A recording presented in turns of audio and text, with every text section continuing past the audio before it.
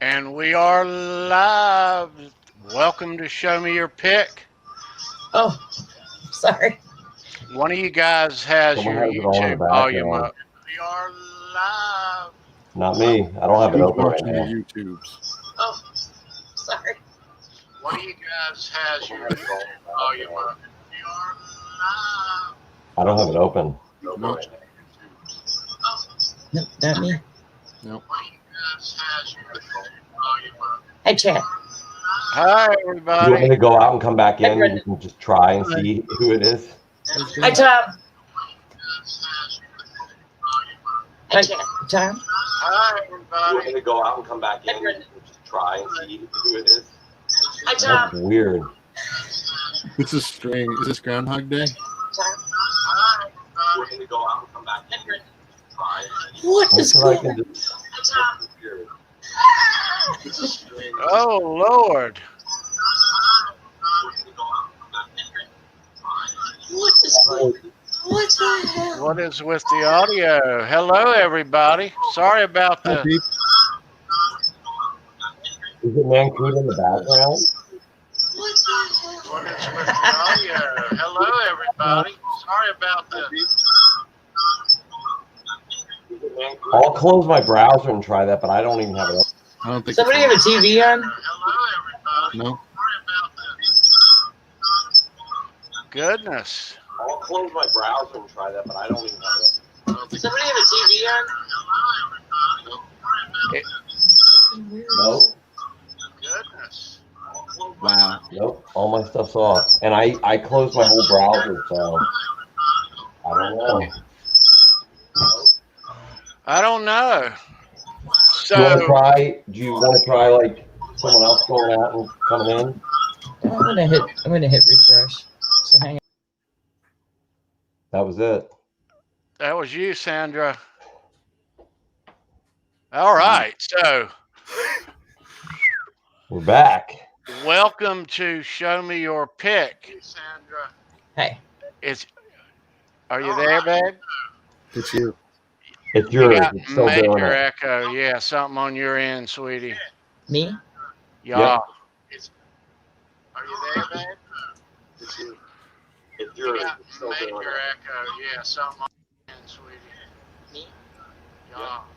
Is that better? Nope.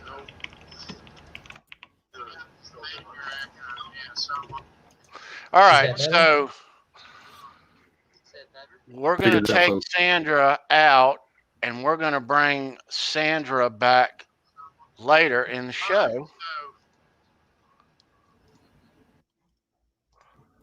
All right. Perfect. Tom, How you doing, sir? Brendan, nice to see you guys. Hey. Nice All to right. see you too. Good to as see you, well. buddy. So, little audio Glad to be stuff back going here on. on a nice. Yeah, That happens. You know. nice weekend Saturday night. Hope everyone's doing good. Yes, sir.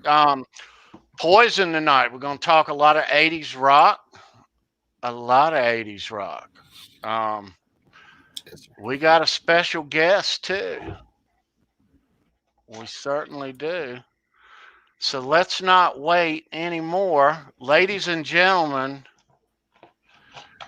the one and the only, the incomparable John Mankuta. Look what the cat dragged in. There he is. And I have brought some of CC DeVille's personal guitars on to show in the show tonight. So stick around. That's coming up. Stay with us. Where is my girl, Sandra? Where'd you go? She is right here. She's having audio issues. And my buddy Blue Rhino right here. What's up, Blue? There he is. Hey, Blue. Hey, everybody. My boy, Blue. Okay, let's see it.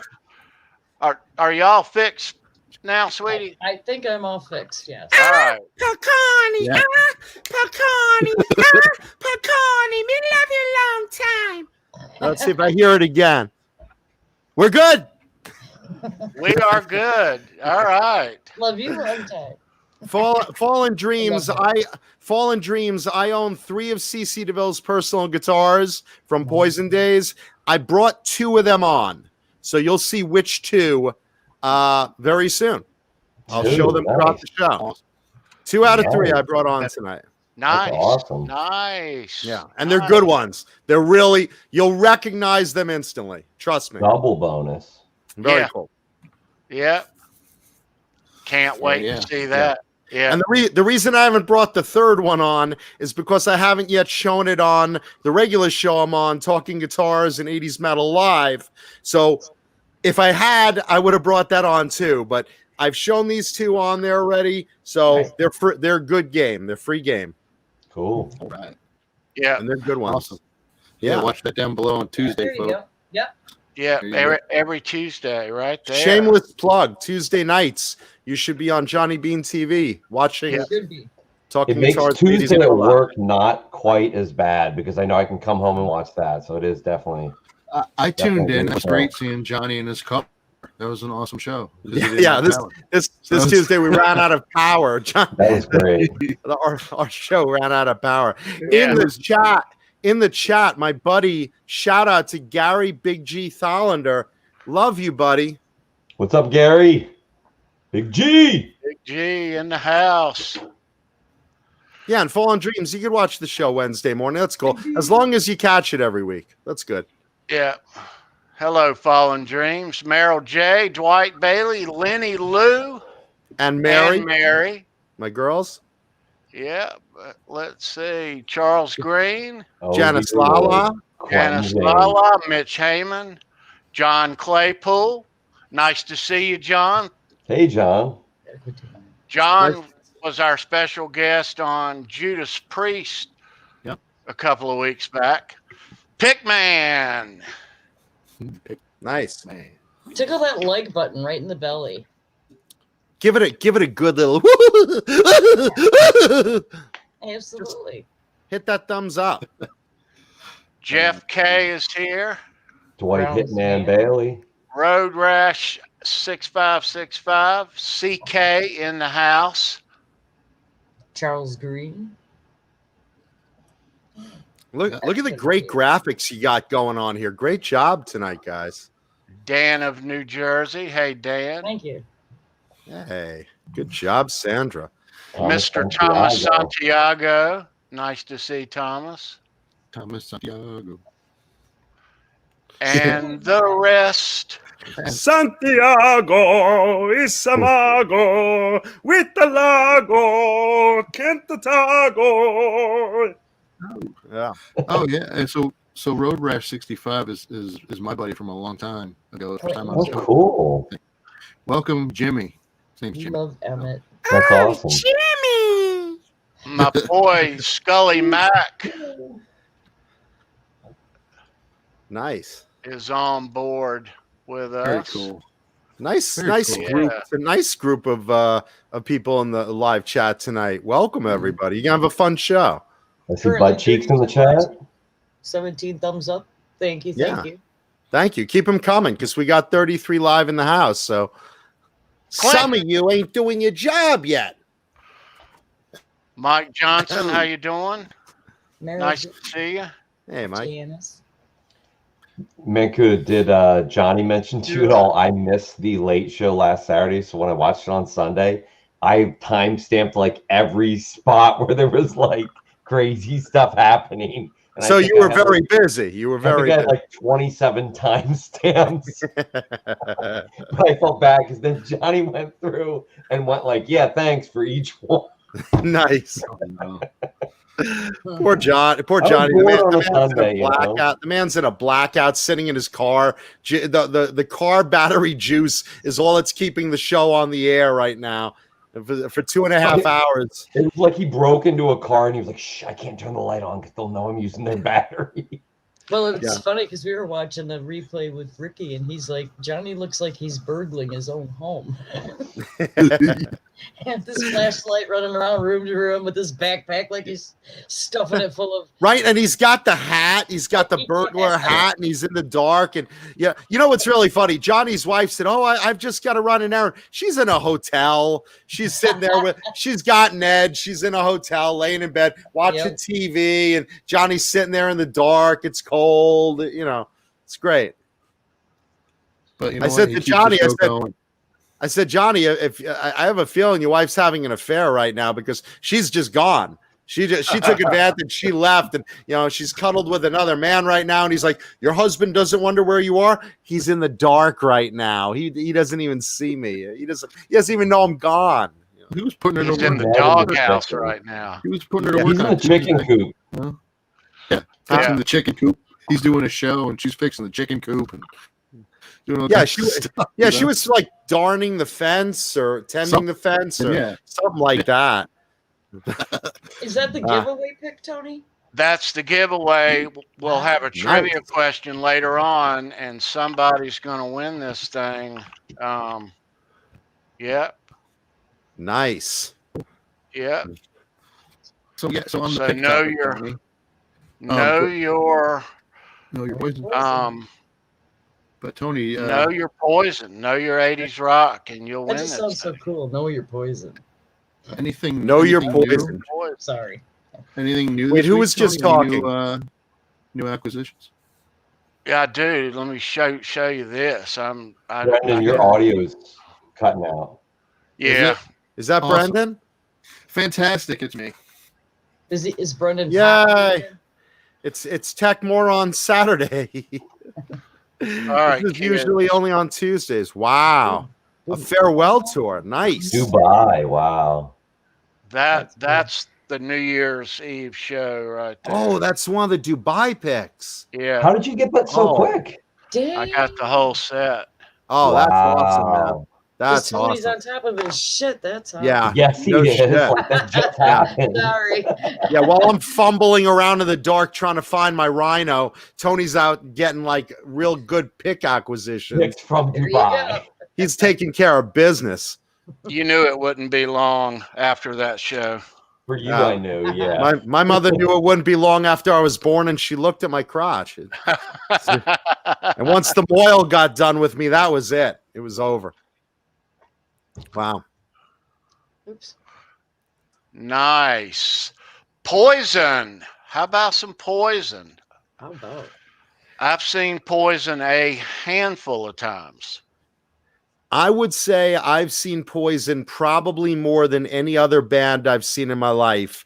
I've probably seen them, and I'm not exaggerating, like probably about like 20 times. Oh, wow. I hadn't Like seen really. them that many. You know what it is? Every year, every summer, they'd come to Jones Beach in New York, where I'm from Long Island, and I'd see them there religiously.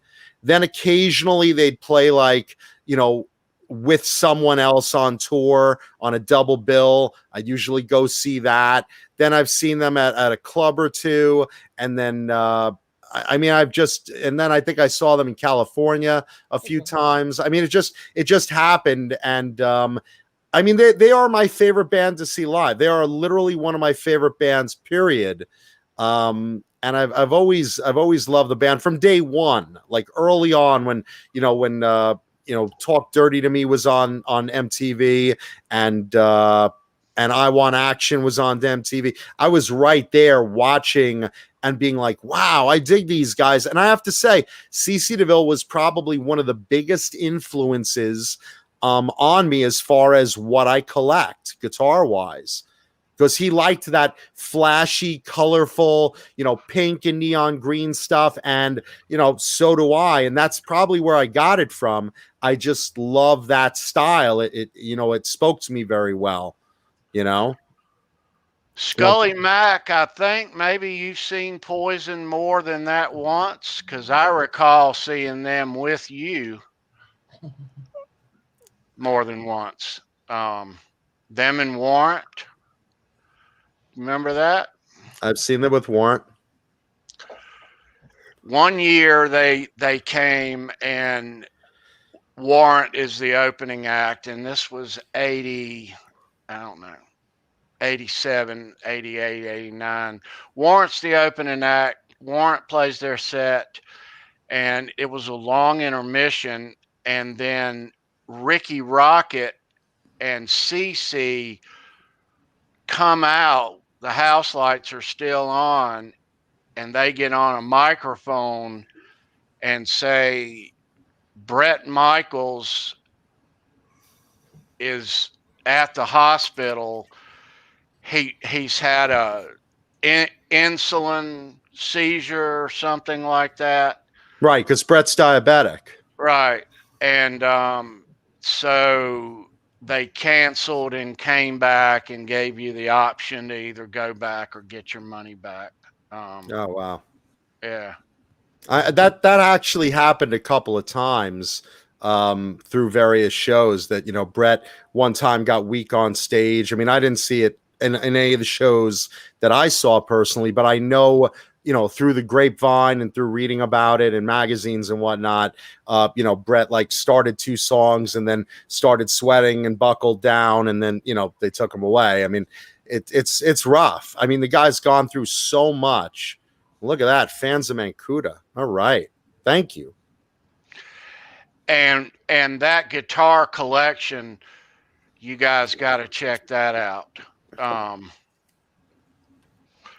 So getting ready this week on this Poison show, I took some shots with an instant camera in '88 in Greensboro, North Carolina, of them. And as I was getting all this stuff out and bringing it up here this week, I thought, wouldn't it be cool if one of the guitars that CC is playing in the pictures would actually be one of the guitars that John's going to bring on, that he now owns, that used to belong to CC. And lo and behold,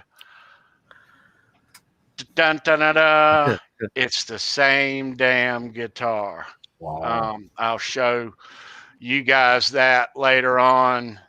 And one of these guitars is actually, John, and you already know this, but was actually in the video Nothing But a Good Time. Yes, one of them was, and I think actually are 2 of them, maybe 2 of them more.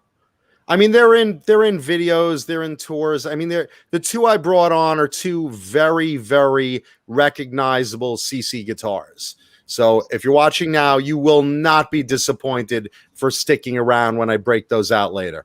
Oh yeah, oh yeah, yeah, really cool stuff. I think what's interesting is one of the times that I saw Poison, I was in the front row at Jones Beach, and they had you know, an encore where they were doing a cover of Kiss's Rock and Roll All Night, Party Every Day. And at one point, Bret pulls a girl from the audience onto the stage, and then someone else tries to get on the stage from the other side, and they got on. And then I'm like, well, yeah, why not? I'll try. And, you know, I just came on the center of the stage and I went on. And then like someone else, I think, got on, like a 4th person. And between the 4 of us from the audience, we were kind of singing chorus on their mics. So like I was on CC's mic, and well, actually, I guess I was on Bret's mic. And then the 2 girls were on one side and another girl was on another side.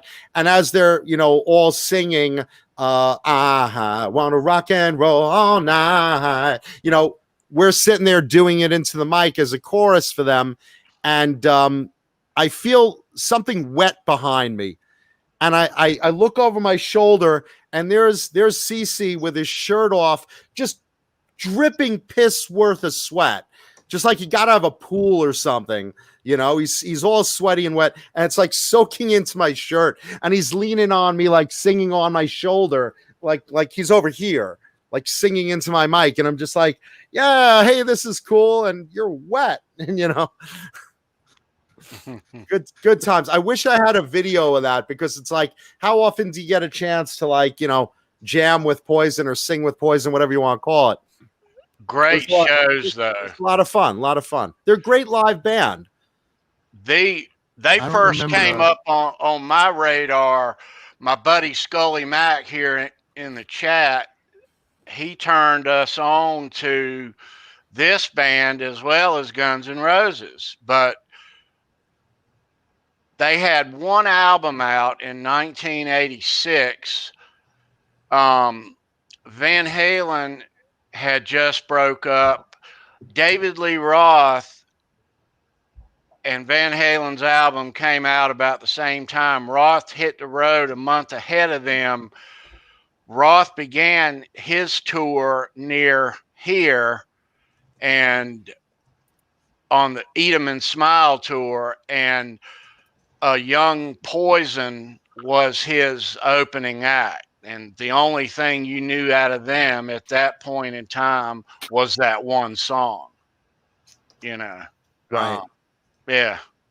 So. But the thing about it is, when they first came on the scene, if you saw, and I was that guy that always was in the record store buying, whatever came out that Wednesday, which is when most of the new music would come out. I'd always go there and say, hey, what's new in hair bands and metal and blah, blah, blah. And Poison came out, and I saw the album, and I saw the cover, and I immediately fell in love with the logo. Obviously, it was my jam. And I was like, oh, who are these hot chicks? And he's like, no, those are guys. I was like, oh, yeah, the guys. And, the thing about it is, CC gets such a bad rap as a poser and blah, blah, blah, because he came out, first appearance with hair out to here and makeup, all the lipstick and the eyeshadow and, the women's clothing. And, the fact is, the guy can really play, and he certainly can write songs. Oh, yeah. And when I say he can really play, okay, he's not a crazy technical player like Steve Vai or Bruce Kulick or anyone who's really like, oh my God, I could be really technical. But he's a good, solid player, and he has a specific tone that I particularly like. Some people don't, but everyone who criticizes him loves to secretly love them. I because like they wrote his the songs. tone, except for his tone on "Open Up and Say Ah." I just and I love that. I love that tone. I love his tone. It's very unique, and it's very specifically him. And again, I've said this all the time. Tone comes from a player's fingers. You could have a Hello Kitty guitar, and Eddie Van Halen used to be able to take it and sound like Eddie Van Halen, and I'd pick it up and sound like Hello Kitty. But like CC, very specifically had a very specific high-pitched kind of whiny tone that I find appealing. And like I said, everyone gives him that bad rap. Oh, he's a poser, but the guy can really play. And it doesn't even matter if you could play like Joe Satriani. If you can't write memorable songs, right, you're not gonna get hits. You're not gonna have people singing your songs and playing them in the car and driving along to them. It's writing the songs, and that's him. You look at the Flesh and Blood album. I mean, he wrote pretty much that whole thing. Yeah. Which I think that's their best album. Hold that thought. We are gonna let Sandra run a couple of errands now. She will be back toward the end of the show to join us. I'll just be in the chat posting stuff. All right, babe. All right. All right. I tried a new cord on my microphone. I don't know if it's better. If it's not, I'm going to throw it out the window. So it's okay, dude. Okay. We'll deal with some tech issues today. That's all right. Leave a thumbs up anyway, because the show's fun. Yeah, it's been for a few weeks though. It works fine, and then it doesn't. I don't know. It only doesn't work when you're on the air, so that's all right. It's pretty much. But to your guys' point though, when I think of Poison, I immediately think of CC. I think he's more the face of it than Bret, to be honest with you. Like when I see it, that's what I see. When I was like, oh man, cool. You know, you're listening to CC.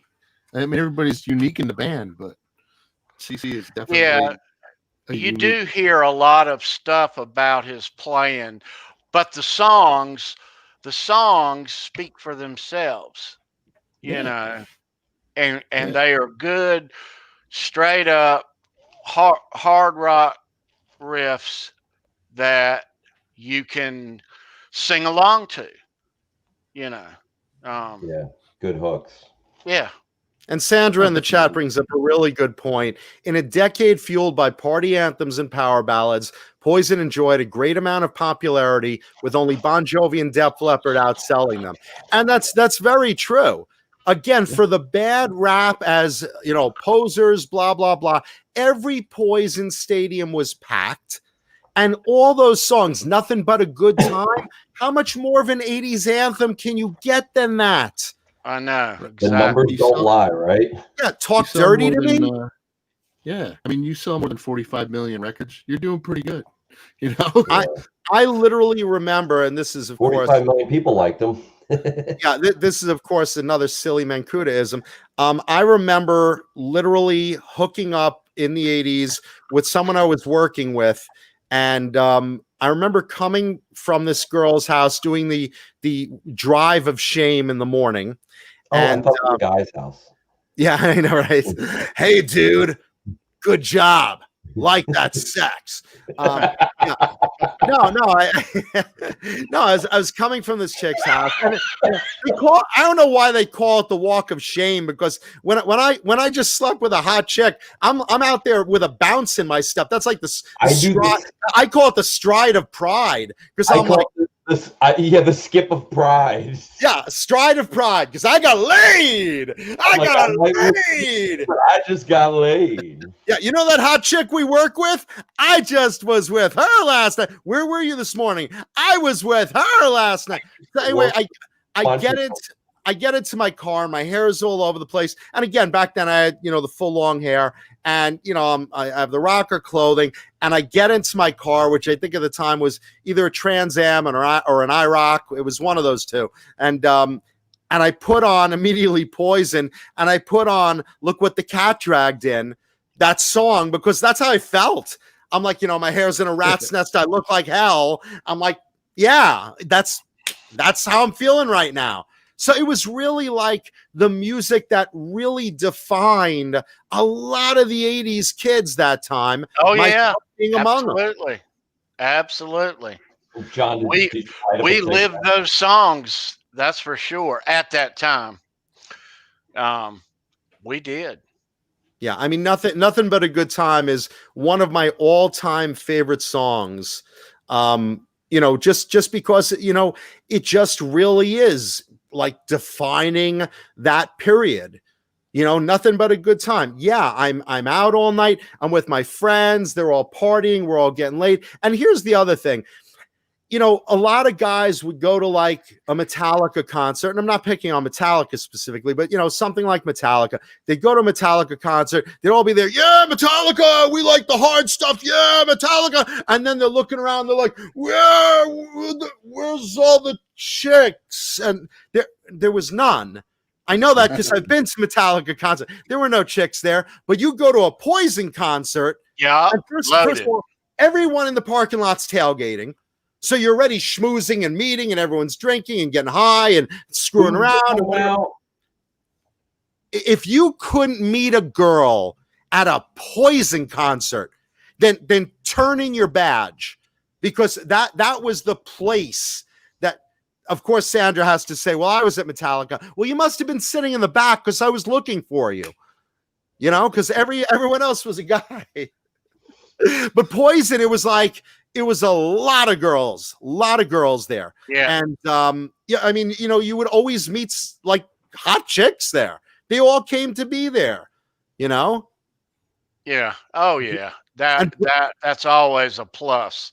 Yeah. And Bret's a terrific frontman. Here's a guy who knows how to communicate with an audience. He really comes on and he's talking right to you. And it's not a matter of, canned, how you doing, Pittsburgh? No, he's like, how y'all doing? How you doing, man? How you doing? Y'all good? Y'all good? I mean, he's connecting with you. You're feeling it. And he's terrific. He's doing, his slide down the ramp and swing down the pole, and the pyro's going. And then you got CC. And CC is, portrayed as the stereotypical madman guitarist. It's like, CC, pick up that guitar and talk to me. And here he is on the floor twirling around, and the bouncers are picking him up and carrying him off stage because he should be in a straitjacket. That guy, look at him, he's on fire. Oh my God, he's nuts. Look at his hair's everywhere. He's crazy. Look at his eyes. He was that wild man guitarist that was the embodiment of that party band. And then again, to round it out, you had Bobby Dahl, who's playing these cool neon green BC Rich Warlocks and Ironbirds, and Rikki Rocket with, a really good drummer, cool as hell, playing really good drum solos, which you usually don't want to see, but Rikki did really good ones. So you were really enjoying it, Yeah, he was a good showman. That's for sure. Yeah. And talk about a great 80s logo. Look at this. I mean, that's a cool logo. Absolutely. The neon green is eye-catching, I remember first seeing that logo, and it just looked like a snake to me. Just like a bunch of snakes. And I was like, poison. I was like a young kid, and I'm like, whoa. Right? Right? Yeah, and, and CC had pink guitars, too, which, again, big influence on this kid, years later, this is kind of funny. Years later, I'm at a sushi place in Hollywood, and I walk in, and pretty much no one's there. And I'm like, all right, I'll just sit at the sushi bar. And I see this guy there, and I grab the seat like 2 down from him, and it's just some blonde guy with a ponytail. And I'm eating sushi, and I look over to him. I'm like, hey man, can you pass the soy sauce? He's like, yeah, sure. And then again, that's all you had to say. Here's the thing. CC's from Brooklyn. I'm from New York too, and I've hung out in Brooklyn a lot. And there's something about us New Yorkers. We like to talk to strangers. Mm-hmm. So it's a New York thing. There's certain things in New York, we like pizza, we like bagels. We're very outgoing, and we're very direct talkers. And, we say what's on our mind, and we like talking to strangers, especially in restaurants. And, he's like, oh, what roll you got over there? And I'm like, this is a dragon roll. And what do you got over there? Oh, I got the crab roll with the lobster on top. And I'm like, oh, cool. And we start talking, and he's like, what's your name? I'm like, oh, John. Oh, Cecil. I said, nice to meet you, man. And we're just talking and talking and talking. You didn't know who it was? I had no idea who this cat was, but we're really getting along. And then he mentioned something. I don't know where it was connecting, but something he said made a light bulb go off, and he said something like, oh yeah, we did a show once over in Jurassic Park over there. Yeah, we were over there. And I was like, oh, a show? What do you do? And now I'm like, wait a minute, you said your name was Cecil? Is that with 2 C's? And he looks at me like that look of, you don't know who I am, do you? And it was like, wait, and I look around, I'm like, you're CC DeVille, right? And he's like, yeah, don't, but Cecil. I said, oh, I'm sorry, man, I didn't recognize it. And it's funny because I really enjoy your work. I love the band, and I've seen you guys a bunch of times. And then I told him, I said, actually, we met once before. Oh, where'd we meet before? I was like, well, you were sweating all over me. I was on stage with you once. Yeah. And he was laughing. I told him the story. And what year was this, John? This is going, I want to say, let's see. This is when I moved into LA. So probably about 2008, maybe something like that. Right. Yeah, and he's like, this sushi place is like the best kept secret in Hollywood. I come here all the time. So, we said our goodbyes and whatever. And then I go back another time, and I'm like, hey, I go to the sushi chef. I'm like, the blonde guy that comes in here. I said, how often does he come in here? He's like, oh, he's in and out. He's in and out. So I'm thinking, maybe I'll run into him again or something. Fast forward to NAMM 2000 and I want to say 12 probably. And Dan Lawrence of GMP Guitars, who did a lot of the graphics for a lot of BC Rich guitars in the 80s, including CC's, is set up at the show. And I'm friends with Dan, so I'm hanging out there. And who walks up but CC? And he starts talking to Dan, and then he looks at me, and he's like, do I know you somewhere? And I was like, we ate sushi together one night, and blah, blah. He's like, oh! And, meanwhile, like my friend has photos of that moment, because my friend recognized him immediately. And she's like taking photos, and she captured that moment of him going like, ah, and like putting his hands on my shoulder and like, yeah, like where he's going into full CC mode. And it was just kind of fun because since then we became good friends, and we were like talking on the phone a lot and blah, blah, blah. And at one point, maybe like a couple of years ago, we had a little bit of a fallout. Nothing bad or anything, but we just stopped talking to each other. And, we got into a little argument over something, and we were just like, all right, that's, we just don't call each other anymore. But during those few years, he was constantly that guy that was always talking as a New Yorker does. And we'd sit on the phone for hours. And I remember my ex-girlfriend met him once, and, it was another NAMM show. And it was like, he was going up an escalator. I was going down. He's like, hey! I'm like, hey, I'll run into you later. And he gets on the escalator, comes back down, and starts, chatting with me. And my girlfriend's sitting there like watching this, and she was kind of quiet and just kind of taking it all in. And he, after he leaves, she's like, your friend's quite the little firecracker, isn't he? He's a character, though. He's a really good guy. He's a really good guy, and that's cool. Very distinct voice when he talks, because he's really upbeat and energetic. He's like, yeah, bang energy drink, yeah. That's like spot on his voice. Oh, I know, because I've heard it enough. It's like the microphone. Real nice guy, real nice guy. And he Go. He always said to me the same thing. He's like, I always get that rap of being a poser and CC can't play. I can play, but, I just, I write songs, and I do simple chords and stuff, but I can play. I can play very fast. And, and it's true, because all the songs you think about that he's written are ones that no matter, even his biggest critics are like, yeah, I'm putting in Exodus now. Don't need nothing but a good, and that's the deal. I mean, everybody knows those songs. Oh yeah, absolutely. And some Bret wrote and some the others, but you know what? He was a big writing factor in there.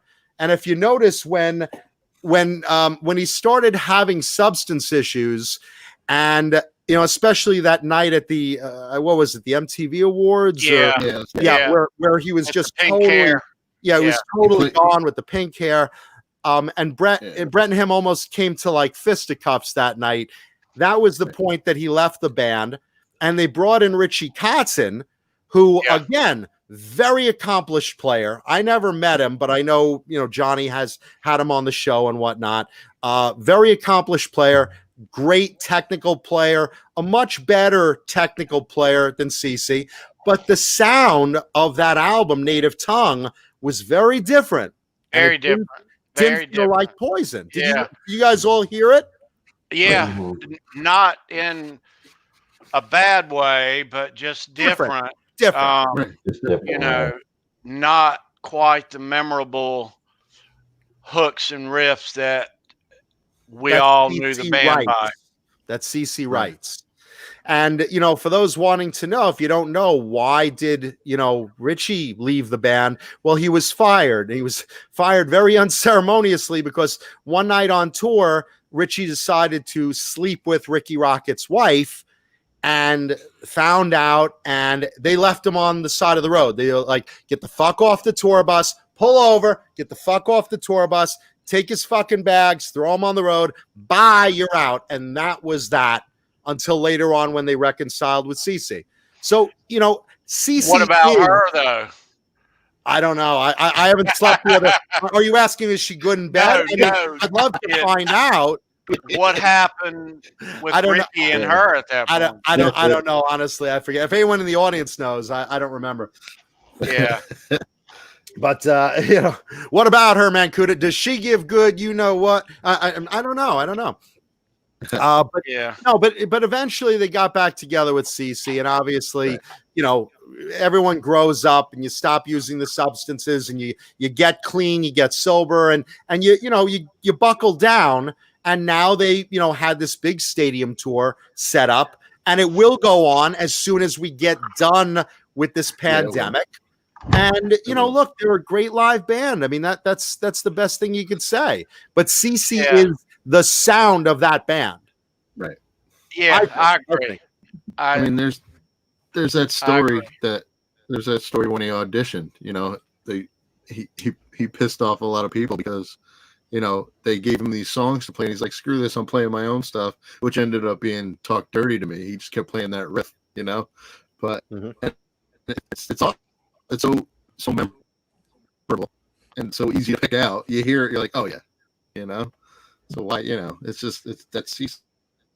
What's interesting is the guitar he opened that audition with, that he took to that audition, was I don't have a photo of it handy, but it's a Hot Rod Flame Charvel Stratocaster, and what it is, it's actually a parts guitar of rejects that he got cheap from Grover Jackson, you know. Oh, wow. And what it is, it's a blue Hot Rod Flame guitar, and it has the letters CC on it.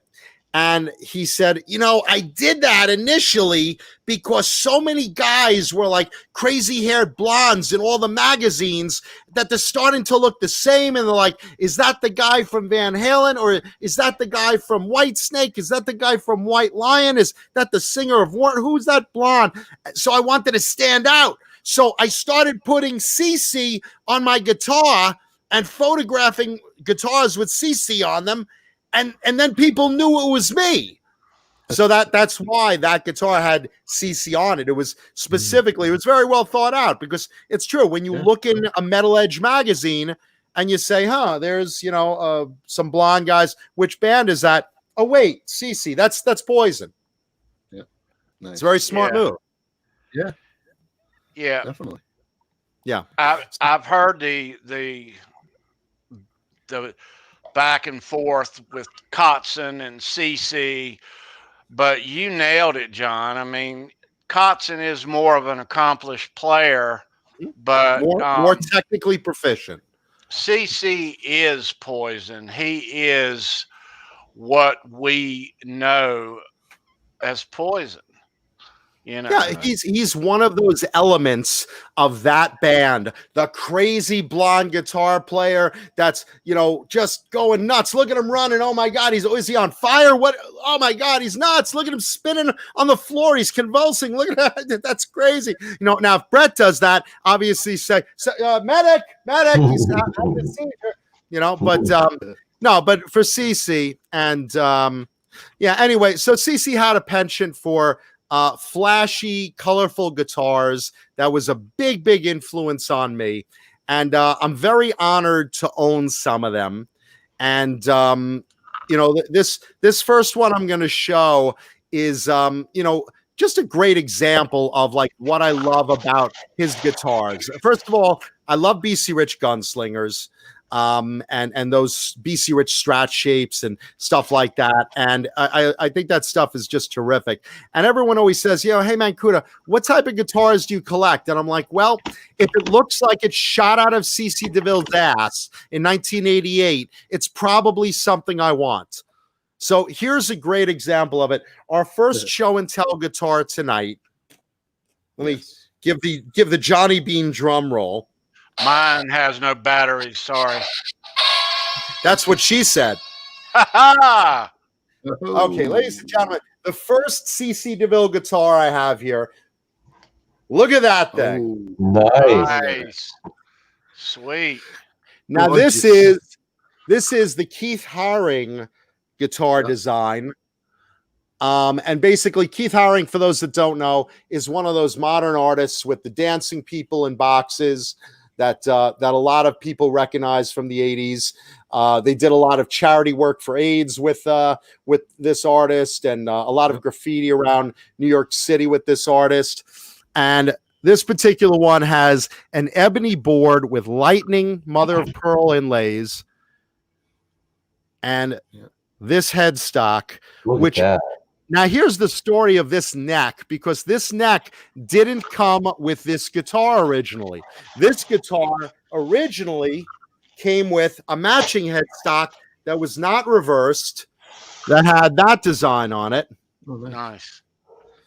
And basically what it was is CC is known for swapping necks around his guitars to play his favorite necks on his favorite bodies. So that neck originally, back when he first got it, he's like, okay, you know, I like that maple neck, but this ebony one, which was, I believe, on his Orange Rose guitar initially, was his favorite neck. So he put it off, he took it off, and at this time, this was his favorite graphic.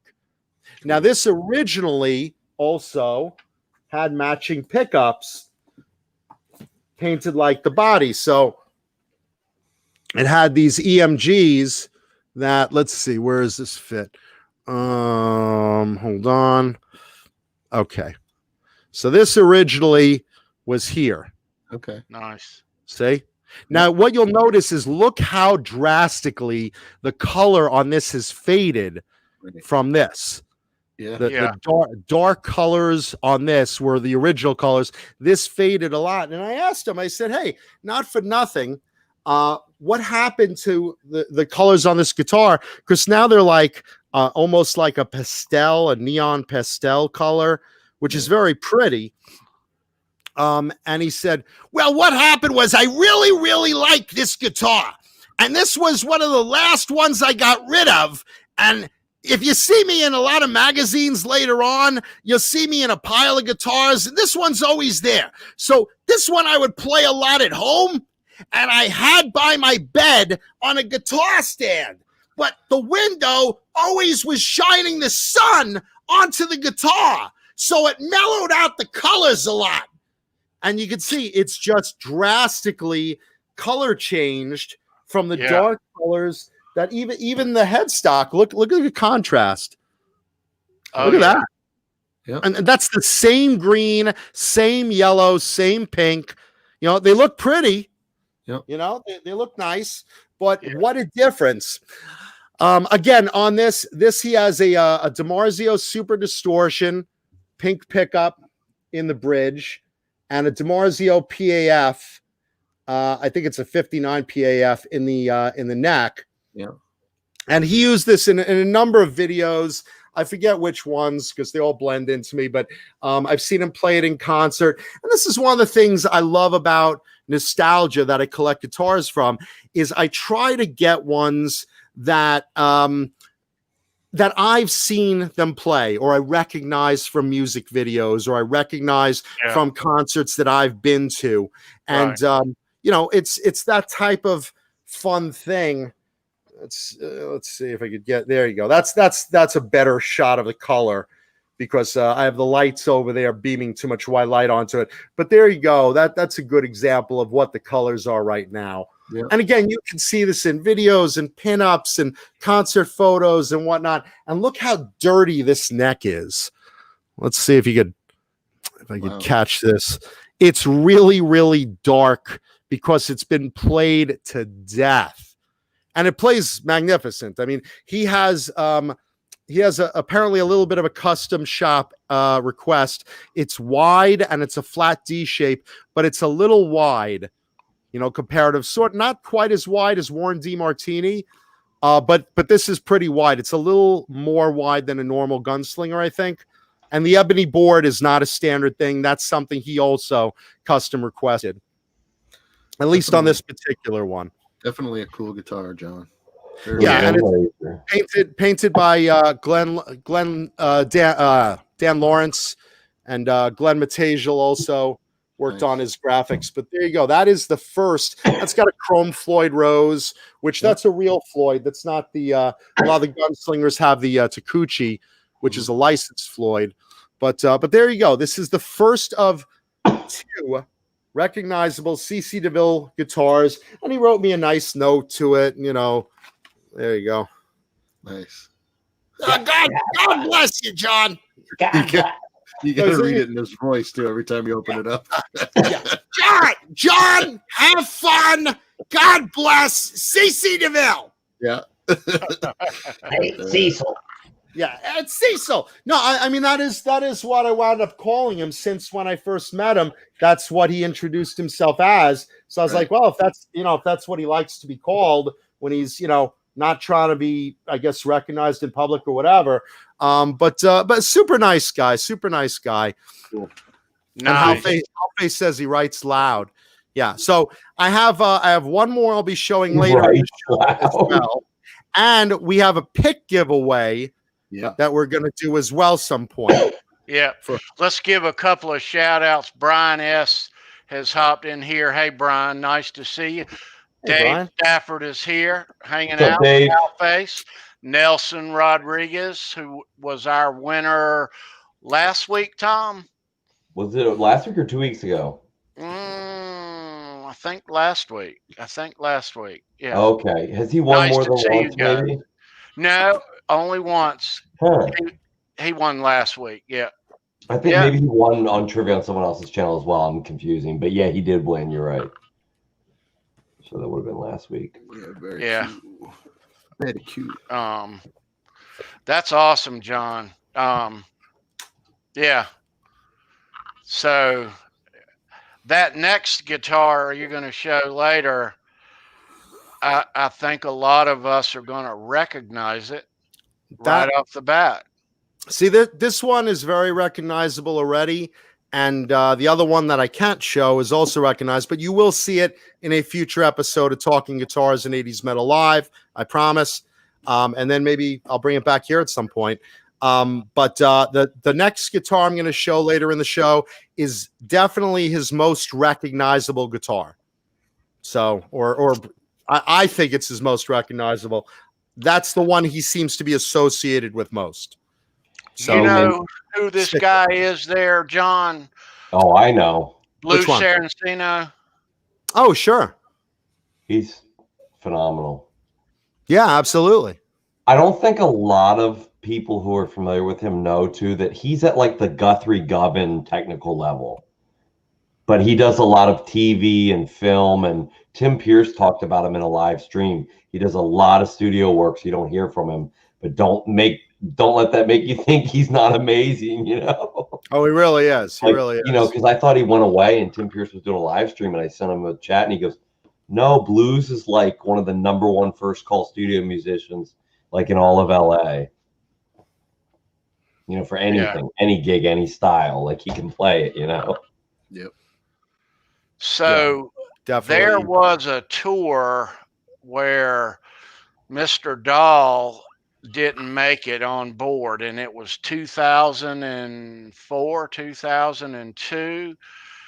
Poison got Cinderella's bass player Eric to step in that summer, and he played the bass on that summer tour. Yeah, he did. That's very cool. Here's another little fun point. At one point, I got something from a fan of mine at NAMM that I thought was really, really a fun gift. And this guy basically said, "Hey, I make a really unique instrument. I was wondering if you'd be interested in promoting it." I said, "Sure. What is it?" And he says, "It's an electric kazoo." And it basically is a kazoo, like I usually bring on once in a while into JohnnyBeane and just, tool around on it. But this kazoo had a wire that you could plug into like a Marshall amp. Wow. And you play this kazoo, this electric kazoo through the amp, through a regular guitar amp. And it was really wild. And, he gave it to me at NAMM. And, this was one of those years that I ran into CC there. And I said, hey, you want to see something really neat? Yeah, of course. Sure. What do you want to do? You're going to show me that lobster grilled cheese again? I said, no. Check this out. And I pull out, it was a pink electric kazoo. That's so and awesome. CC's eyes lit up. Holy shit, an electric kazoo?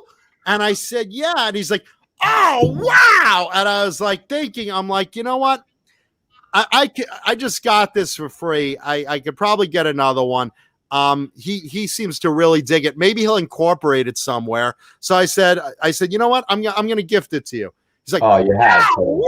Wow. And he was like all into it. He's like, I can't believe this thing, and it was just a really neat thing. Now, I don't know. I heard you tell that before. I think I did. Yeah, I must have told it at some point. And I don't know what he did with it or if he ever used it or whatever, but he was just fascinated with it to the point that I was like, you know what? I gotta give it to him as a gift. Just, hey man, here's one friend to another. Here you go. This is cool. I'll get another one. You can have this one. That's cool. All right, John, here is your rare one of the bunch. It's the right color, right, John? Let's see. Is that? it's pink. Richie Kotzen. It's Richie. Yeah. Okay. Yeah, these are kind of hard to come by. No? That's cool. Yeah, well, he was only one album, so. No, it's purple. It used to be purple. Part of a tour. Yeah, I've got a couple of these and a handful of all the rest, but yeah, kind of rare on that end there, on that pick. Do you have a neon green CC? Did I miss that one? Or pink, neon pink? I've got the black one out. I've got the greens of all of them. There you go. But just a few of the 88 black ones. But yeah, so there. Oh, I got something else to show you. I can't wait. All right. One of Ricky's drumsticks? Yeah, let's go to that one. Oh, cool. They're logoed. Oh, that's neat. That's very cool. Flesh and blood. Yeah. That's very cool. So I think it's got his name. Yeah, there it is. Well, it says Flesh and Blood Tour on it. So it's even nailed down to the specific tour. Yeah. Which again, I just love that album. I love that album. That song's Something to Believe In. I remember there was a year I was in acting class because for those that don't know, I'm a screen actor, yada yada, and I've gone to various acting schools and whatnot. And one of them had an assignment for the students, an exercise, and they said, take a song and turn it into a monologue that you act out the song on the stage. And basically what I did was I chose Something to Believe In. And I came on the stage and I basically started out like, looking like disheveled and, in a wife beater shirt and, a lot of stubble, basically how I look normally. And, just looking like I was like giving up, and I brought a prop gun and I was going to commit suicide. And then I, started looking at the TV, and then I started acting it out, well, I see him on the TV preaching about the promised land, tells me to believe in Jesus, steals the money from my hand, but I'm acting it out, Right. So I'm like, just like, a mile away live the rich folk, and I see how they're living it up, But while the poor, we eat from hand and mouth, they're drinking from the goddamn golden cup. It just makes me wonder why so many lose and so many win. Give me something to believe in. And it basically became like a monologue to God. Like, why shouldn't I pull this trigger? You know, but it was so interesting the way the song goes that you can do something like that. You know, that it's a song that actually has a whole story behind it, you know, rather than, let's see, baby, baby, baby, oh, you know. Right. You know, and that basically was, you know, again, pure writing of CC, you know, just giving you a song that you could really, you know, fill that out, and you could really relate that to, you know, something you're going through, or something, you know, that you can, you know, picture in your head as a whole story going on behind the song, you know. Let me ask you this, and I'll ask all you guys that, and everybody in the chat too. Did I watched it not religiously, but it was a good show, and it was Bret anyway. It was slightly cheesy, but I tuned in here and there. Was Rock of Love. I lived that show. I love it. Really? Yeah. I was so religious to watch that. I love those dating shows. I love those, The Bachelor, and then, you know, then they did Rock of Love with Bret, basically you know, a Bachelor version with Bret Michaels. You know, and instead of handing out roses, he's handing out backstage passes. Right. It's all these hot rocker chicks. And then eventually they found a way to spin it off into Daisy of Love, one of the girls that Bret, you know, didn't go with, and was all heartbroken. Well, you know, it ended up after a season or two. It ended up Rock of Love Bus. They did two. I think they did 2 regular seasons of Rock of Love, and then the Bus. If I remember, I caught it on the Bus tour. I didn't see the original show, but I watched the Bus, you know, the Rock of Love Bus. So that's when I caught it. But it's still, like you said, John, it's still just a different spin on The Bachelor. It was fun to watch. It really was. Well, yeah, and again, they found a way to do what The Bachelor does. Bachelor, and then one of the losers gets her own show as The Bachelorette, and they did that. They found a way to do that. Yep. And then if you wanna talk also, CC DeVille was on The Surreal Life.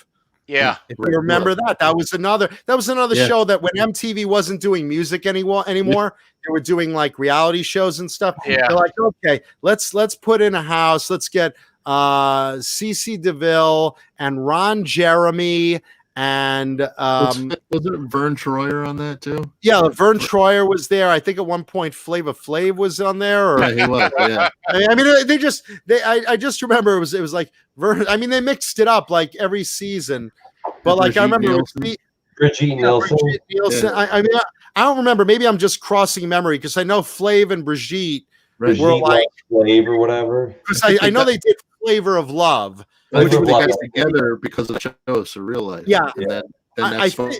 I think so. I hope I'm not mixing this up. But I know they had definitely on Surreal Life, you had Vern Troyer, you had Ron Jeremy, you had some other girl, some hot girl, I forget. You had CC DeVille.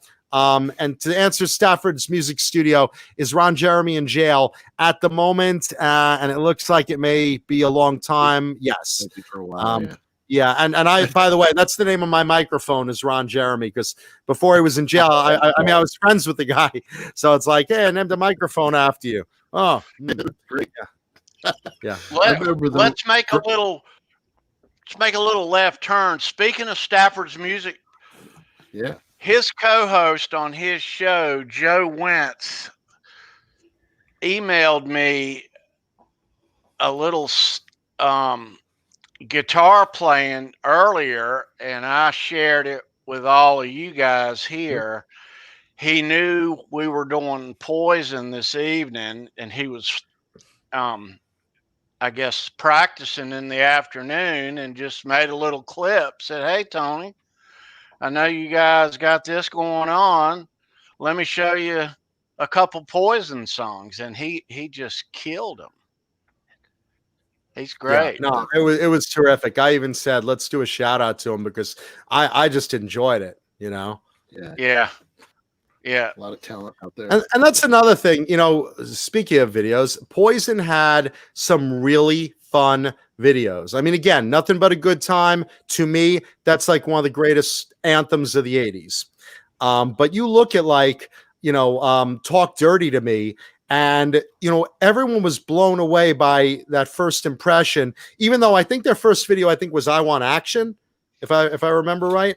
The first one was, I know the first single was I Want Action, but was the first video Talk Dirty to Me or I Want Action? I want to say or Cry Tough. Or Cry Tough? I think it was Cry Tough. Maybe it was Cry Tough. All I remember was the big breakout video was Talk Dirty to Me. That's what I remember. Yeah, and one of the big things that you saw that was the big eye-catching thing was here was this madman guitarist. Every second he had a different guitar. Here was this row of guitars when they start the video. Hit it, CC. And the camera is panning down a hallway to the stage where it's like you're seeing 30 guitars. And everyone's like, oh my God, this guy has like 1 million guitars. The fact is, when they first came out, BC Rich chose to endorse these guys and you know, give them the wild shapes and colors that was, you know, their signature. But the fact is they lent them many of those guitars for that video. So he didn't own all those that he was playing. He was lent like that Pink Ironbird and the Red Warlock and all the ones in the hallway, with the exception of a few, were all borrowed and returned to the BC Rich factory just for the video. Now, some of them he kept. He had, I don't know if he kept it or he just used it for another photo shoot, but he had a Yellow Mockingbird at one point. And then at NAMM, he picked out the gunslingers that he really liked. That was where he started getting into the Strats. But I think he had like one or two right out of the gate. And, you know, the big thing is he didn't own all those guitars.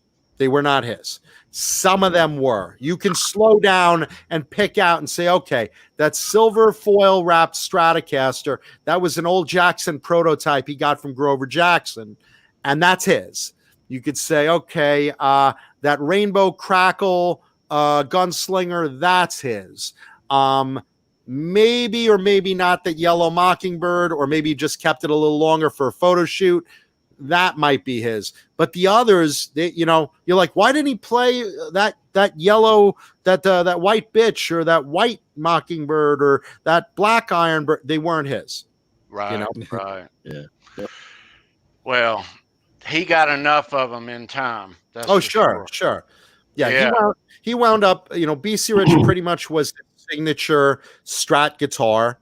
He got a couple of gunslingers, and that was really the big inspiration for a lot of people to play that gunslinger, was seeing CC with those. Yeah. You know? Right. We're going to have a trivia question here soon, but in the meantime, let's take care of a little bit of business. This fella right here, Brendan B Squared, he handcrafts custom cigar box guitars, and he will certainly make you one to your liking. Look at that. Yeah. With your logo, your band's logo, your company logo, however you want it made, string choices, picture of your mom's head, like, or exchange it for your mom giving head. Either way, they're real. these make great gifts. Brendan, show that. Pick that up again. Right. These are pure fun. These are something like, even if you're not like a pure guitar player or something, and you want to get, yourself or dad or your girlfriend something really cool that they could just, make some fun music on, some easy tunes to learn on. These things make really, really good gifts, and the fact that they're customizable and they're not expensive, that's the beauty of it. These are handmade. So get creative and contact him, our buddy Brendan, and get yourself one of these. Check it out. They're a lot of fun. Your girlfriend says, "Oh, you're playing guitar. I wish I knew how to play." Well, here you are, honey. You can play a bass line on this. You can. Yeah. Yeah. You can play it with one Very finger. cool. It's one. Yeah, finger they're a lot. chord, They're a lot of fun. They're a lot of fun. One finger chord. That's it. Brendan, where can they reach you on the? They can email me. It's been stuff in the chat. Sandra's put. Oh, there we go. I have an Etsy store, or you can email me. So everything's okay. Those links are down in the show. You can always get them. Yeah, click on those or email me, and we'll talk. Most definitely. Be happy to. Yeah, and you could get creative, because I've seen Brendan make some really, really cool ones. You could get creative and just have fun with it. Just bring in. I mean, you can even get if you have kids and you want to give them something to learn on and have fun. But it's for adults, and kids can play it too. It's just a lot of fun. Now, you said that you made one last week or the week before. You said you had made one for John 5. I have. Yeah, I met John 5 a couple times. He played near me. How'd that locally. one look? And a couple of years ago, oh man, I wish I had the video. If I knew that, I would have sent it to you. You could play it, because there was a meet and greet, and people bring stuff for him to sign, guitars or whatever. And so I thought, going up to the show, I'm like, I want to build him one. I put a Tessie switch in it, a little kill switch, because I know he loves the kill switch, right? And nice. So I meet him, and I go, here, and he was gonna go sign it. I go, no, that's for you, man. And he goes, really? He's like, you built that for me? And all of a sudden he just starts tooling around on it, playing a little tune. And I'm like, holy, and he's like, whatever his roadie's name is, he's like, oh, Bill or something, go put this in the bus. I'm gonna go play this later. Hello, Charles Green. Very awesome. So I got a cool picture of him, and I got a video of him playing it. It was really cool. It was I don't remember what the box. I think it was a white box with some lettering on it, and I put in a white kill switch, and it was pretty cool. It's definitely cool. And they're electric too, so you can plug them in. I use mostly surface mount humbuckers, thin surface mount humbuckers, but they sound awesome. So, yeah. It was a great time. It's a great time. Yeah, and they're fun to play, and they look cool as hell. Every guitar collection should have at least one, in the same way that, like, you're a guitar player, you have 100 guitars, and you have one bass. Right. It's the same thing. Check that out. They're fun. Yeah, for sure, man. I did make a purple one. For my wife works for the Alzheimer's Association, and I made a purple one for a fundraiser, and it looked kind of pink. And at the time, I didn't know you, John, but if I was back, thinking back, I'm like, oh man, if I ever find another pink box, you'll be getting a gift, buddy. Thank you, brother. I've had a lifetime of looking for pink boxes. I know, right? That wasn't even a good lead in. I went vegan. That's the only meat I couldn't give up is pink meat. The eternal hunt for the pink box. Kidding. Yeah, we're here at the aquarium looking for the elusive bearded clam. All right, kids. Let's give us away a Bret Michaels guitar pick. Nice. And this is from 2000 and something, post 2000. That's a great one. And keep in mind, guys and girls, Bret is a player. Every rose has its thorn, and all the ballads. That's Bret playing the acoustics with that pick. So yeah. this is a really, really cool prize. put on your thinking caps. You want to win that pick. Yeah. So get ready because we're going to do this right now. And again, it's the first correct answer posted in the chat. So get ready to type real fast because first one comes up on the screen, you win that Bret Michaels guitar pick. And John, can I just say really quick, because this always comes up, we can't control how it comes in if it looks like it came in first on yours because it's however it shows up for us. Yeah. Right. You know, we can't, there's nothing we can do about it. But and if someone beats you on it, be a good sport and wish them congratulations. Exactly. Yeah. And there are weeks, if you've tuned in the past, where I have multiples of stuff, and I gladly give the runner-up in the third one as well. But in this case, Bret, on the orange ones, I don't have but a couple. So winner take all in this one. This is like Thunderdome. This is so exciting. Get ready to type. This is not a hard question. Know your poison here. No one-word answers. It's got to be one-word answers. The whole answer. Doesn't have to be, but just no one-worders. You know, half. You know. So keep in mind. So if we ask a question and say, who is the drummer of Poison, you can't just write Rocket. It's got to be Rikki Rocket. So it's got to be the full answer, the full correct answer. You can't just write, if we ask you the guitar player, you can't say CC. Yeah, it's got to be CC DeVille. And it can't be a half right answer either. Who's the drummer of Poison? Oh, Morty Rocket. No, that's not the right answer, guys. You can misspell it and all that. That's Ricky's Jewish cousin. He played in warm-up one time when they were very easy question. These guys all got it just like that. Yeah. When I showed them this, I think a lot of you will too. Let's not waste any more time. Let's give this pick away. Give it away. Give it away. All right, here we go, kids. Dun, dun, dun. They had several top 10 singles in their career, but only one number one. Name that tune. Who wants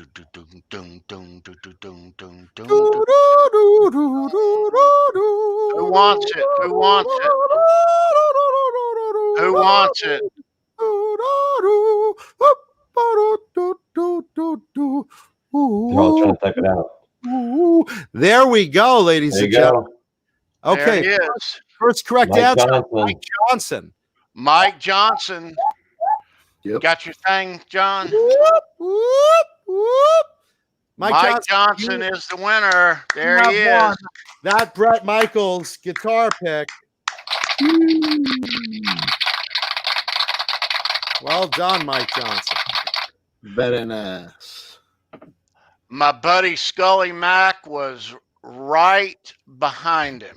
Right behind him. Music Therapy Lads, Cherry Pie, that's Warrant. but CC did play the solo. Oh, there you go. All right, so Mike, there's an email address down in the description where it says merch. Email me your name and address. I will mail you this guitar pick out Monday morning. Thank you for being here, Mike. Thank you. And thank everybody for being here. Yeah, way to go. Leave a thumbs up if you're enjoying the show. Way up. Or just if you're not enjoying the show, but you're a fan of Poison. Yeah. Poison. That girl is Poison. Oh. How many Poison songs? There are a few Poison songs. Oh, there's Alice Cooper. Alice Cooper. Yep. Poison. Yep. There's what is that? Belle Biv DeVoe, Poison. That I just started singing. Was Yeah, that I think them? so. I think so. I think so. How do I know this? And then then Poison the band. Hey, Christopher. Nice to see you, dude. Nice. Your mommy Who don't else was in here? Who did I see? Laz is in here. Nice to see you, Laz. Where are you? There he is, right there. Soda in the house, my man. Soda. How are Nice you, man? to see you, bro. Yeah. Always nice to see you. Fallen Dreams is asking, Alice Cooper's Poison was co-written by Rikki Sambora, correct? Is that true? I'm not sure. I'm not aware of that. One more time, John. Is Alice Cooper's song Poison co-written by Rikki Sambora? I hadn't heard that. I'm not familiar with that. Sandra. Yeah. Sandra John BL. I mean, John BL. Sandra BL. John Bull. Alice Cooper. Sandra's gonna know. John, I did find that picture. I did find that picture of the pink one I built. There you go. Oh, cool.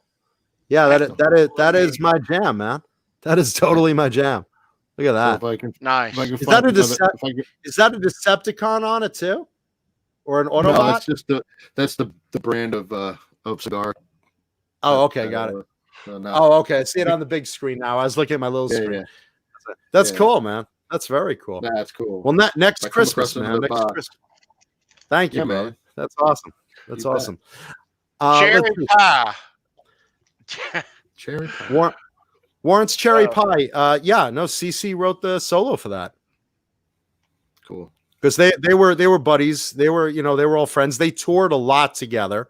Poison and Warrant. Warrant, another great live band. I've seen Warrant so many times. Probably, I mean, some on their own, but I've also seen them a lot because I've seen them touring with Poison a lot. Yeah, They me were too. very similar Yeah. bands. And again, here's another example of a glam band where you will see a lot of hot chicks in the audience.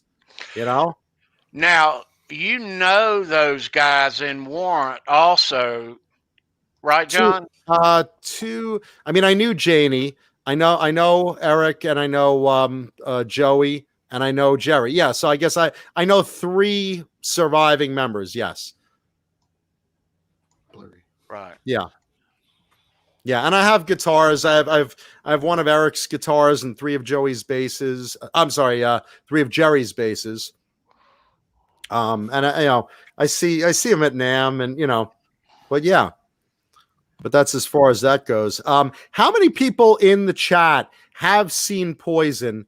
And if so, what was your first time seeing Poison? Was it a video? Was it the Open Up and Say Ah tour? Was it the Look What the Cat Dragged In tour? Was it later in life? Was it the MTV Awards where, CC's guitar got unplugged? What was your first time discovering Poison as a band? I'm curious.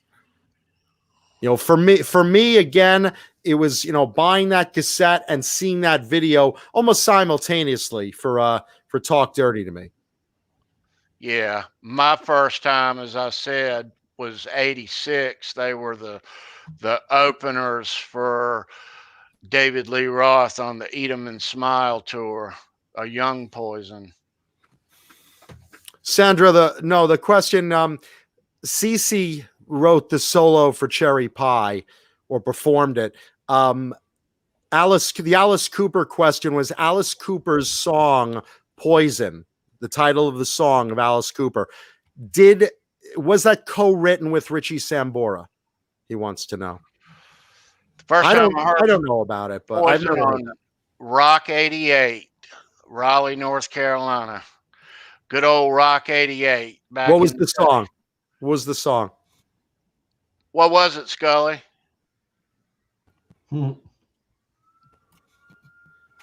Let's see. Mike Johnson saw them open for David Lee Roth. But first time I was making out with my girl and they came on MTV. Hey, nothing's a panty dropper, but nothing but a good time. But I'm sorry. Talk dirty to me. Talk dirty to me. Let's see. Music video. Laz Radio. There's a Cry Tough. The Cry Tough video. Drop your panties for me. Terry Himes says, my 15-year-old son back then exposed me to Poison. I liked the band, even being the old man. Hey, man, you're as old as you feel. It's just a number. I Yeah. thought his son exposed him to poise. We got exposed to poison originally. Scully Matt. He was the guy. Look at these guys. You know, same with GNR. Look at these guys. And Yeah. let me point out, there's a difference of why Poison got so, you know, girls loved him out of the gate. Guys, again, were, you know, poser. Oh, they're wearing makeup. Now, you say they're wearing makeup. Now, of course, Kiss wore makeup, but it was cool, superhero-like makeup. Then you had Motley Crue early on. They wore makeup, but they're wearing a different kind of makeup. They were wearing almost like a war paint looking, you know, futuristic kind of warrior paint. You know, Poison came out and they were wearing like a women's makeup, and they were having like chiffon blouses and stuff. And that's what really like had guys like, oh no, that's not manly. Look at them. They're posers. They're trying to be something. And look, that guy can't play. And, you know, and here's CC like, of course I can play. My songs are on the radio, stupid. You know. Yeah. I love that voice. There you go. Tell us, Tony, about your concert experience seeing Poison. And can we see those photos that you have? Yeah. Well, I want to show these kind of on the tail end of your next reveal. Okay. Yeah. So what we're talking about is the guitar that John is going to show us here shortly. I took some shots of Poison in Greensboro in '88 with a little instant camera, and the guitar is the same guitar that John's going to show us. But yeah, I've seen Poison 3, 4, 5 times, maybe 6. I saw him once later on, but David Lee Roth a couple of times on that tour. Then open up and say a couple of times, once canceled, rescheduled because of the Bret Michaels thing. Flesh and Blood. They also did some dates with Roth on the Skyscraper tour also, them and Cinderella. Another band who my buddy Scully warmed us up with. But yeah, every Poison show, lots of fun. Lots of women there. Great tunes, a good time. I mean, that's a show. I mean, and those are high energy songs that get you pumping your fist in the air. Oh, and yeah. The audience is really into it. The ballads, everyone's raising. Well, it used to be lighters, but now it's your cell phone. You know, it's like, it's really just a great live act. You know, everyone's really on point. Some bands, they just don't sound good live, or they don't do much of a stage show. Poison have always been a very high energy stage show. And, you know, again, I mean, the guys are getting a little older now, so I'm sure Bret's not going to want to, you know, swing off the rafters the way he used to. But I've seen him, and he still struts around and runs around, and, you know, and they're really great. And CC not endorsed by BC Rich anymore, now endorsed by GMP Guitars, which is Dan Lawrence, who did, again, a lot of the graphics of the 1980s for CC at BC Rich. So they already had a close relationship. And Laker Hater Chris brings up that he first met CC at NAMM at the GMP guitar booth, where, again, CC is now an endorsee for GMP, which is Dan Lawrence. Great guitars. Yeah. Right. Right. You know. So speaking of guitars, I think it's time for me to show my other CC DeVille guitar, the one that everyone and their mother should recognize. If not, turn in your Poison fan membership card. Because if you don't recognize this one's basically probably his most well-known guitar of the 80s. And hold on to your hats, kids. Yeah, and I'm really proud to own it. And is that the drum roll? I thought my heart was gonna jump out of mine's broke here, John. Yeah, let's see. I need batteries. Hold on. We'll enhance it. Ready? Look at that thing. Look at that thing. That's the one. Oh, yeah. This is CC DeVille's main Nagel guitar. Everyone saw this guitar and suddenly wanted to play a Nagel Gunslinger. And the Patrick Nagel estate said cease and desist after they made about 50 of them. But CC had his already. This was a guitar that he had made because he already had Dan Lawrence paint him a Jackson soloist that had a Nagel girl on it, but he didn't play it much. He played it in one of the Poison videos, I believe. I think it was I Won't Forget You. But this is the one that everyone remembers, the pink Nagel girl. Let's see if I could get a better image of that. There you go. A little hard. Apologies for the lighting, but that's the one everyone remembers. Now look, if you look at the neck, again, CC, very, very specific about his necks. This headstock says custom BCC Rich rather than just BC Rich. He custom had them make a maple neck for him to his personal specs and add the extra C, so it had CC on it.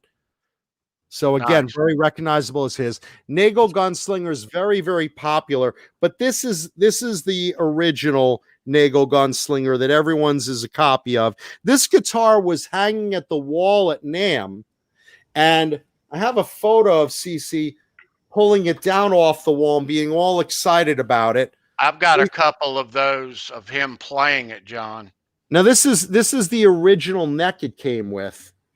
Nice. Now, if you look at it, the original headstock was white and just said BC Rich, and he did away with that and replaced it with a slightly wider neck that said BCC Rich. That's cool.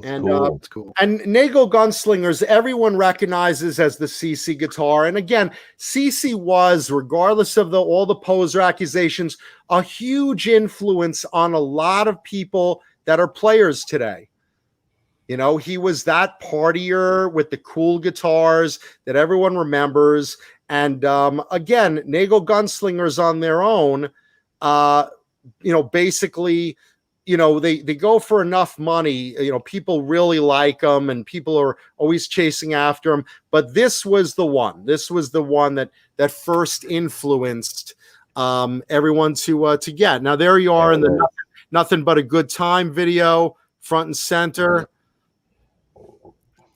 I wanted that guitar you're holding so bad when I was a kid. I was like, oh, I did too. That's awesome. That is awesome. I watched that video so many times. I mean, it just looks so futuristic, but then like the graphic is like takes it to the next level. Oh yeah, and then you just want to walk into a restaurant kitchen and go to the dishwasher. Hey, you. As confetti's falling down, and the guy's like, all the dishes are done. If you remember the video, I love the headstock. BC Rich headstock. It looks like you could go to war with the headstock. Yeah, BC Rich was like known for very aggressive shape pointed headstock.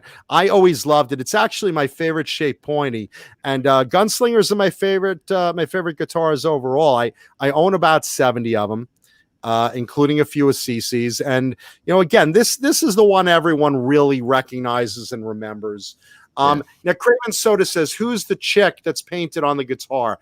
The artist that did this was named Patrick Nagel, and he was known for doing these beautiful white-faced girls against, obscure colors, combinations and shapes, and did what was called and dubbed the Nagel Girl, named after Patrick Nagel. But it's no particular girl. I believe he called each girl in each image a different thing. I think this might be Christine, if I remember, but another one is Amanda, and another one, I mean, he had a name for every painting he did. But this is the one that, Dan basically copied and did this. There were a couple of other variations of different girls on different guitars. Again, first done at Jackson and then popularized because of this specific guitar at BC Rich, Now, in these two shots I've shown, John, in this one, he's got that same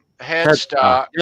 Yep. But in the video, he's got the original white headstock. I believe so, yes. Yeah. Yeah, because when he first got it, he basically said, this is great, but you got to make me one of my necks. So they did. But again, right out of the gate, he wanted to use it for the video. Sure. John, hold both of those up. Let's get a nice shot of those. Shot? Sure. Yeah. Let's see here. Hold on. Okay. So you have one maple and one ebony. Tony, can you full screen John? Just so we can get like a times not timestamp. What do you call it? Like a thumbnail. Let's see. Hold the bottom one up a little more. And can you full screen him though? How's that? I can. Hold the top one up a little more. There you go. Nice. Right in there. Smile for the camera. There we are. Nice. Nice. Perfect. Sweetness. Man. Awesome. Cool. Yeah. Now this one went to CC's manager at the time when CC was buying a house. He's like, hey, I need a down payment. And he's like, give me something cool that I would want. What do you want? Your best guitar. Okay. And there it is. This has everything I like. It's CC's, it's a gunslinger, it's someone's signature guitar. If you were to pick one guitar CC is known for, this is it.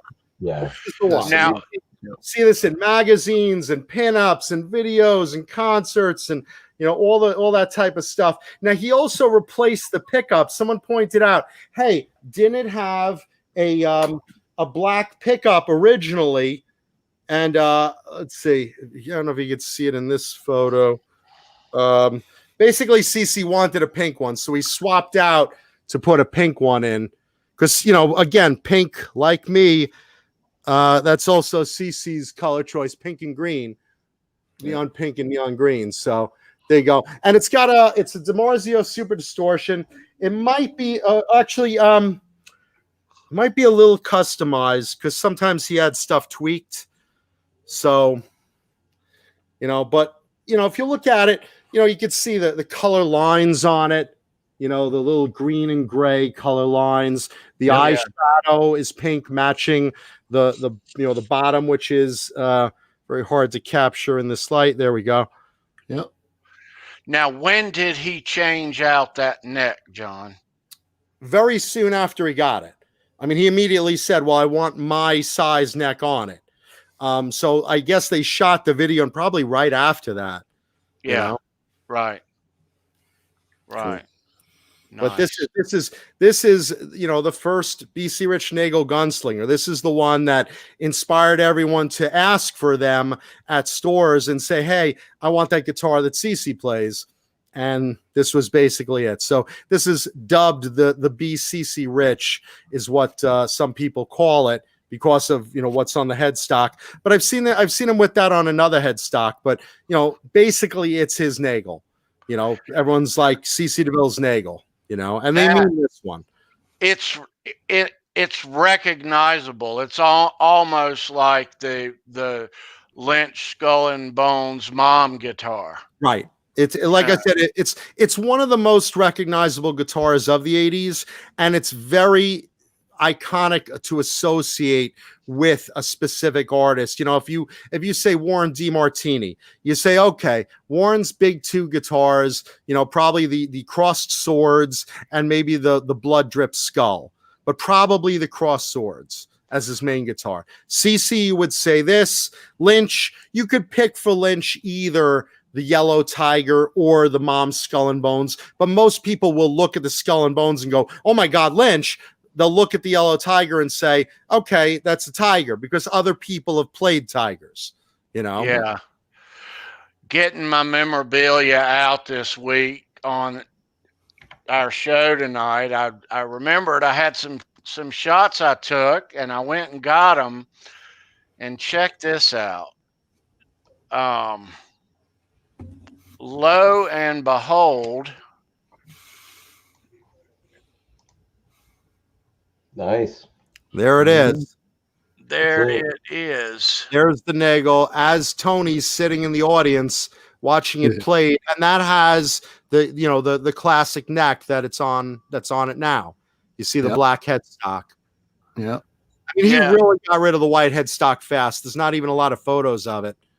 John, with that much play wear, how good does the back of that neck feel on your thumb? This is one of the most comfortable guitars in my collection. He played this so to death. It's like I had the neck off once, and you could see the contrast between this almost black maple. It's so dirty. And maple you leave dirty. If you look in the crevice, it's very hard to see, but you could see the line of clean versus dirty maple in the crevice where the neck connects. And there it is in Tony's own photos. This was Greensboro in 1988. And I hadn't looked at those in ages.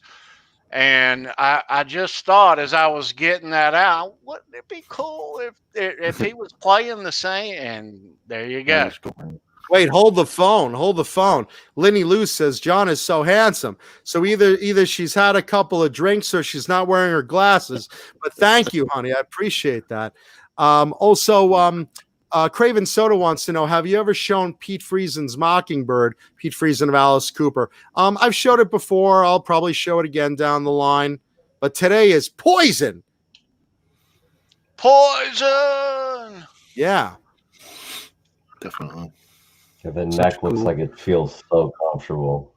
Such a cool guitar, man. It's really, really comfortable. Again, I don't know if you could see. Spotlight me for a sec, Tom. Yeah, let me get there. Let me see if you could see it. It might be a little tight. I don't know. No, with the light, it's hard to see. But yeah, you can see a direct line where it goes from being like a whitish, like almost like to like dark wood. It's really, really dirty maple.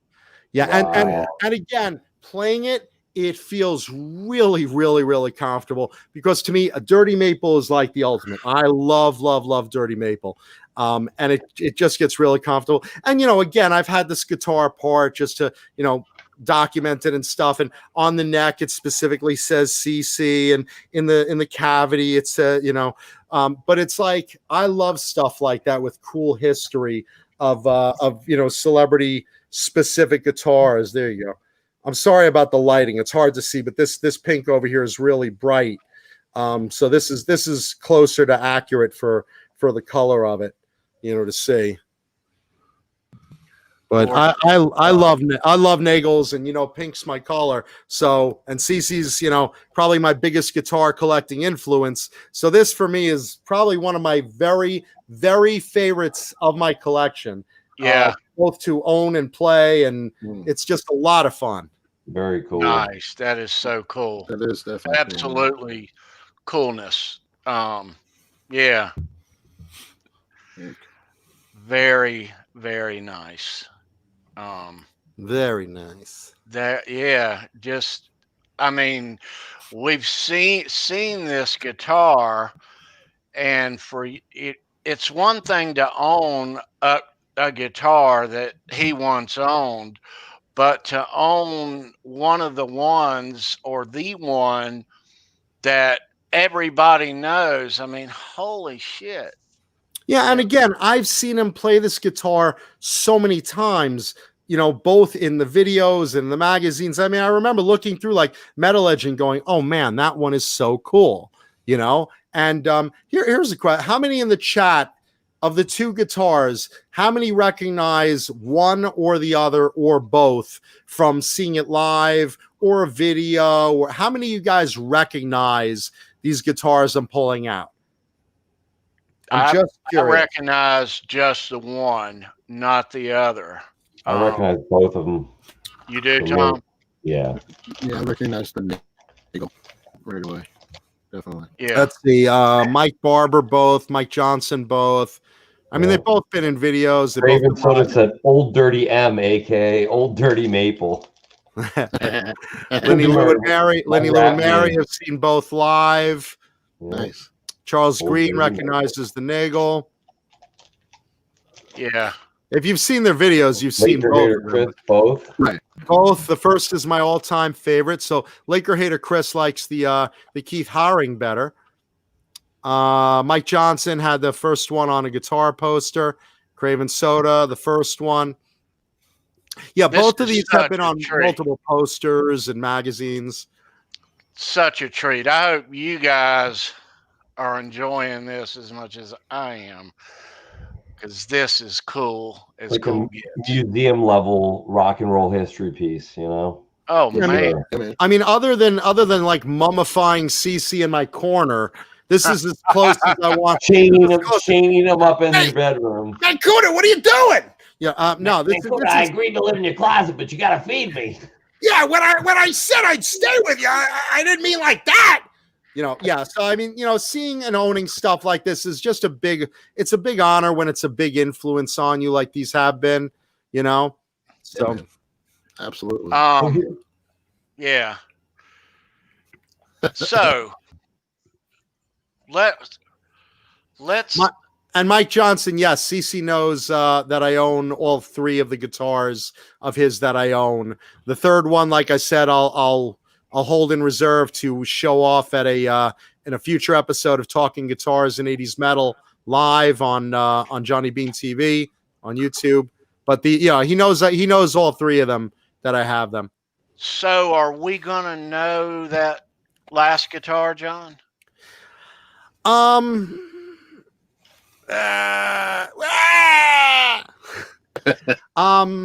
Man. I mean, I could tell you which one it is. I mean, we'll just have to wait and see.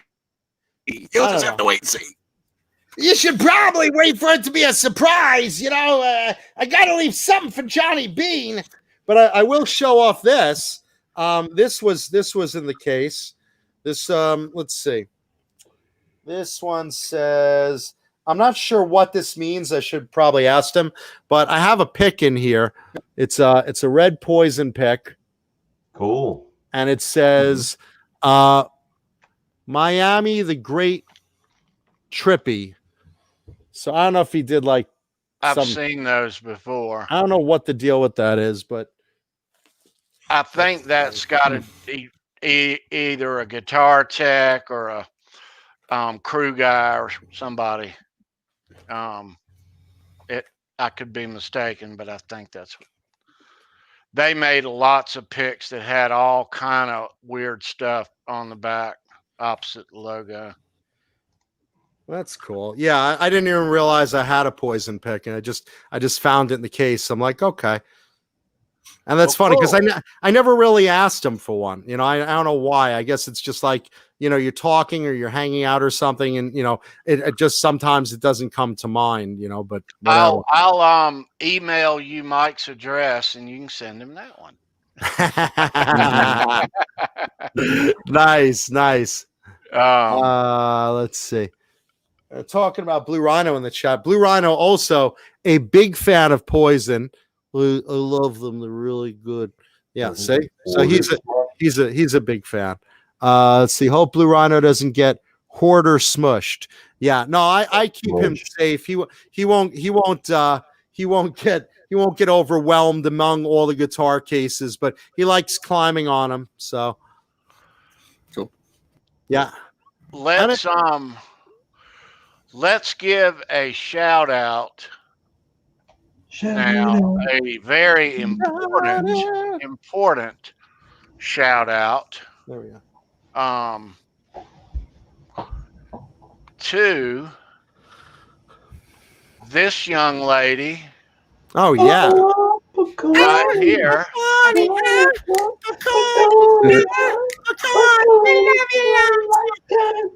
Do you know how many people love that Sandra Pokorney theme song? I know, it's insane. It's really Everybody addictive. does. It's really addictive. I have had people. So addictive.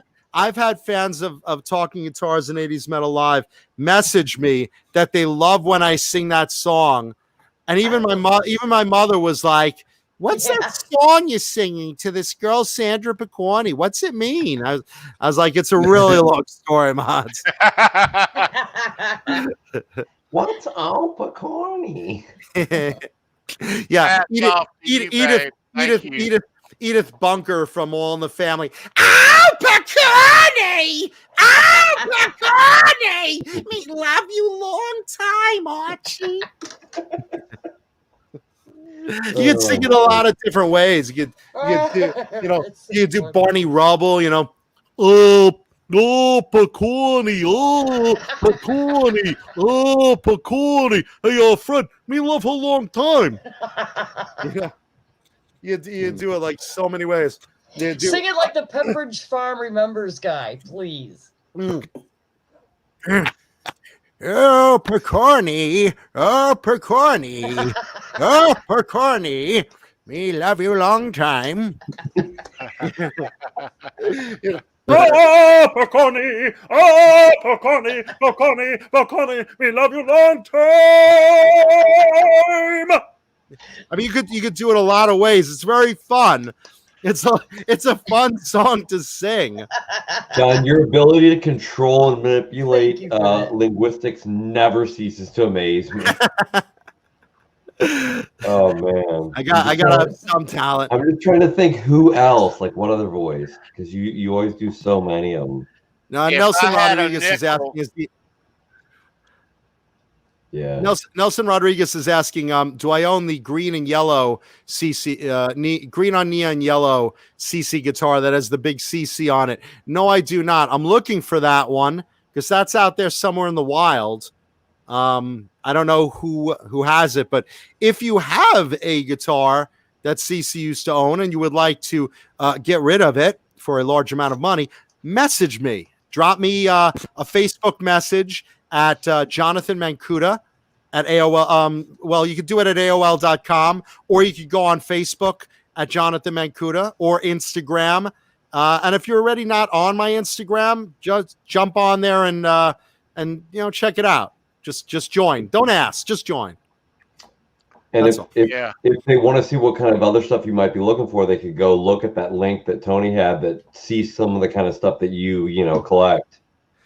I'm a random collector. I mean, it's just what catches my eye sometimes, I mean, CC's a favorite, so like certain guitars of his are like targets on my want list, more than others. But then, there are other ones that, mean nothing to me. And I don't just collect celebrity guitars. I mean, I love BC Rich Gunslingers, in pink and purple and, various designs. There was, there's a couple I've missed on eBay over the years. There was a white with pink and purple splatter. There was a pink and purple NAMM guitar too. I mean, always feel free to message me on Facebook and run a guitar by me if you have like an 80s BC Rich Gunslinger or something colorful and flashy, Let me run this guitar by you, John.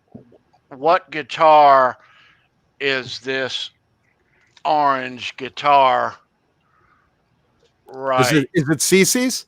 Yeah. That's right I don't even have to see it, but show the audience. That's his orange with a black rose on it, and that now has a let's see. I'm trying to think what neck that has on. I think that now has a maple neck because he parted things out. That now has a maple neck, and I think it's a basic black headstock maple neck. From it, but it's an orange guitar body with a little black rose on it, and it says CC on the top. Nice. Gotcha. So, and that orange one is also in the video. Nothing but a good time. yeah, it absolutely is. Yeah. With its original, I think it's with its original neck, or is it? I'm trying to remember. He swaps out necks, you know. Craven Soda wants to know, John, do you own any GMP guitars? I don't own any, but Dan has done a lot of graphics to the guitars I do own, and I like GMP guitars. I just personally prefer vintage ones. So, you know, but they're great guitars, and Dan Lawrence is just the best painter on the planet. He's just amazing. Him and yeah, I mean he's great, and you know, Screamin' Lehman, of course, is good, and Ernie Pendragon, and over at Kramer, having a brain fart here, and he's not gonna forgive me for forgetting his name suddenly. Oh, help me. The builder, Kramer? Builder and painter. Unkert? No, not Paul Unkert. Holy shit. He's a friend of mine, and this is why I'm like so embarrassed on this. Oh, the Kramer, the custom paint shop. I know who you're talking about too, and I can't. Painted Richie Sambora's guitars. Yeah. Holy shit, he's a friend of mine. If he's watching this, he's gonna kill me. It's not Klein. No. Holy shit, this sucks. Oh, I know who you mean. Let me go to the. Here, hold on. It was like a not American name. No, hold on. This is like a bad dream coming true for me. Hold on. I remember you talking about him on the Bon Jovi episode a while back. Yeah. George Felice, thank you. George Felice. Holy hell. The guy's like one of the coolest painters of 80s rock guitars. A guy I'm friends with, a guy I recognize. I just had to drop his name too. Because but anyway, back to CC stuff. That was mostly Dan Lawrence. Yeah. Very cool. Amazing artwork. We are going to wind things down. I want to thank our special guest today, John Mankuta, for being here. John, it's always my pleasure. My honor to be here. Always a pleasure. Thank you for inviting me. I appreciate it. Always a pleasure. We always love having you. Yeah, man. I appreciate that. And again, everyone, watch Talking Guitars and 80s Metal live on Tuesday nights on YouTube, on the Johnny Beane TV channel. It's always fun.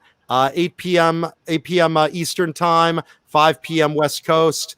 And again, just, fun, dirty, silly humor. Talk about guitars and metal. It's myself, NeanderPaul, and Johnny Beane. It's a great time. And thank you guys for having me on today. It's Poison's such a favorite band of mine, Yeah.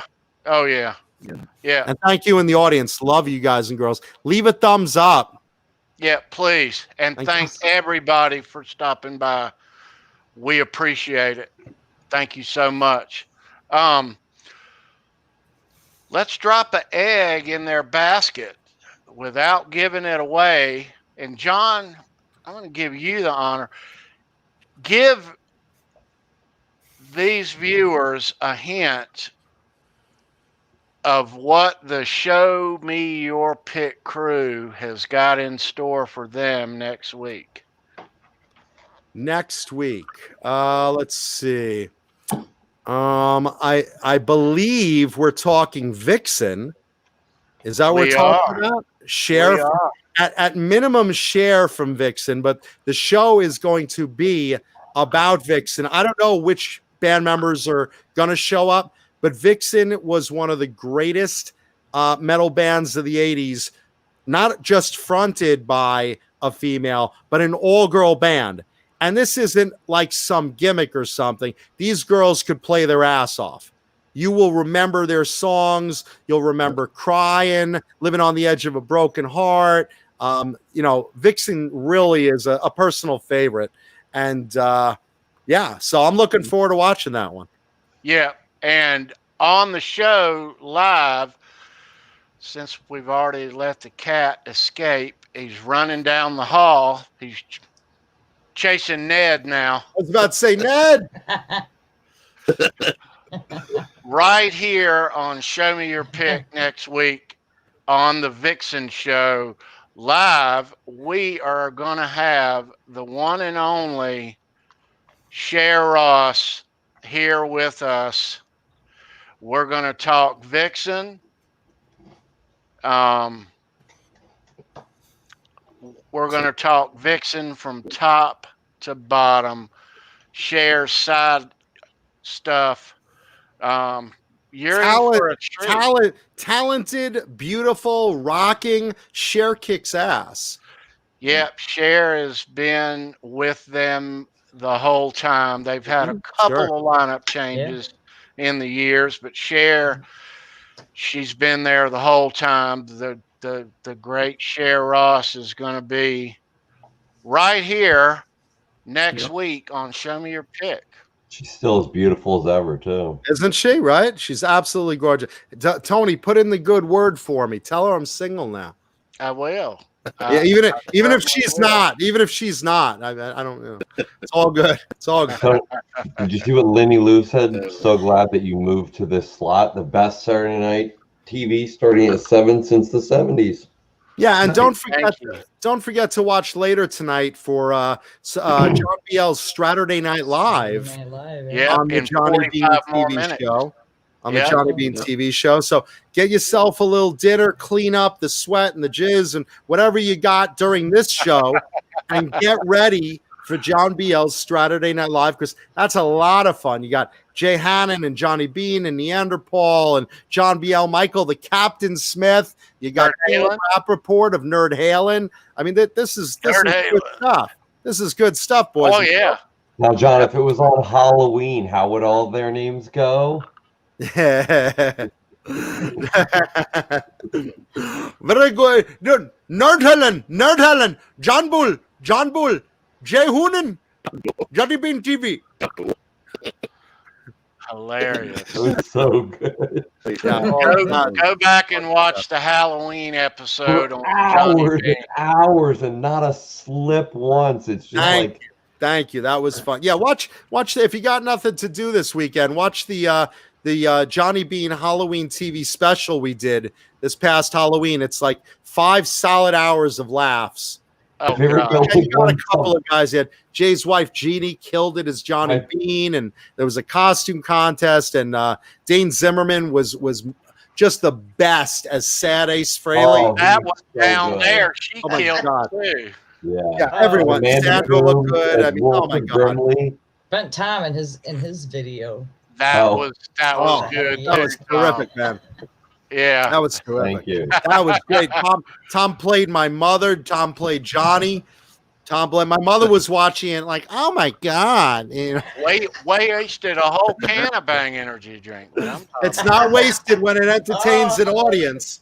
When it entertains an audience, it's not a waste, because we do this for you guys out there.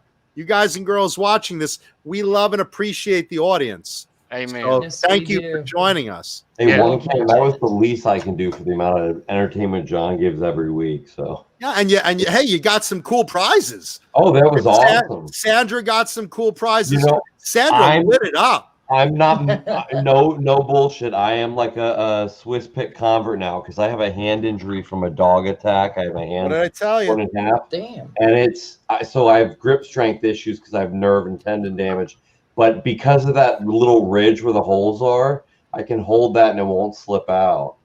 I was using one today for like 4 hours and I didn't drop it once. I love Swiss Picks. For those that don't know, they sponsor us, and I had one in. I would have never tried them if I hadn't won some, to be honest.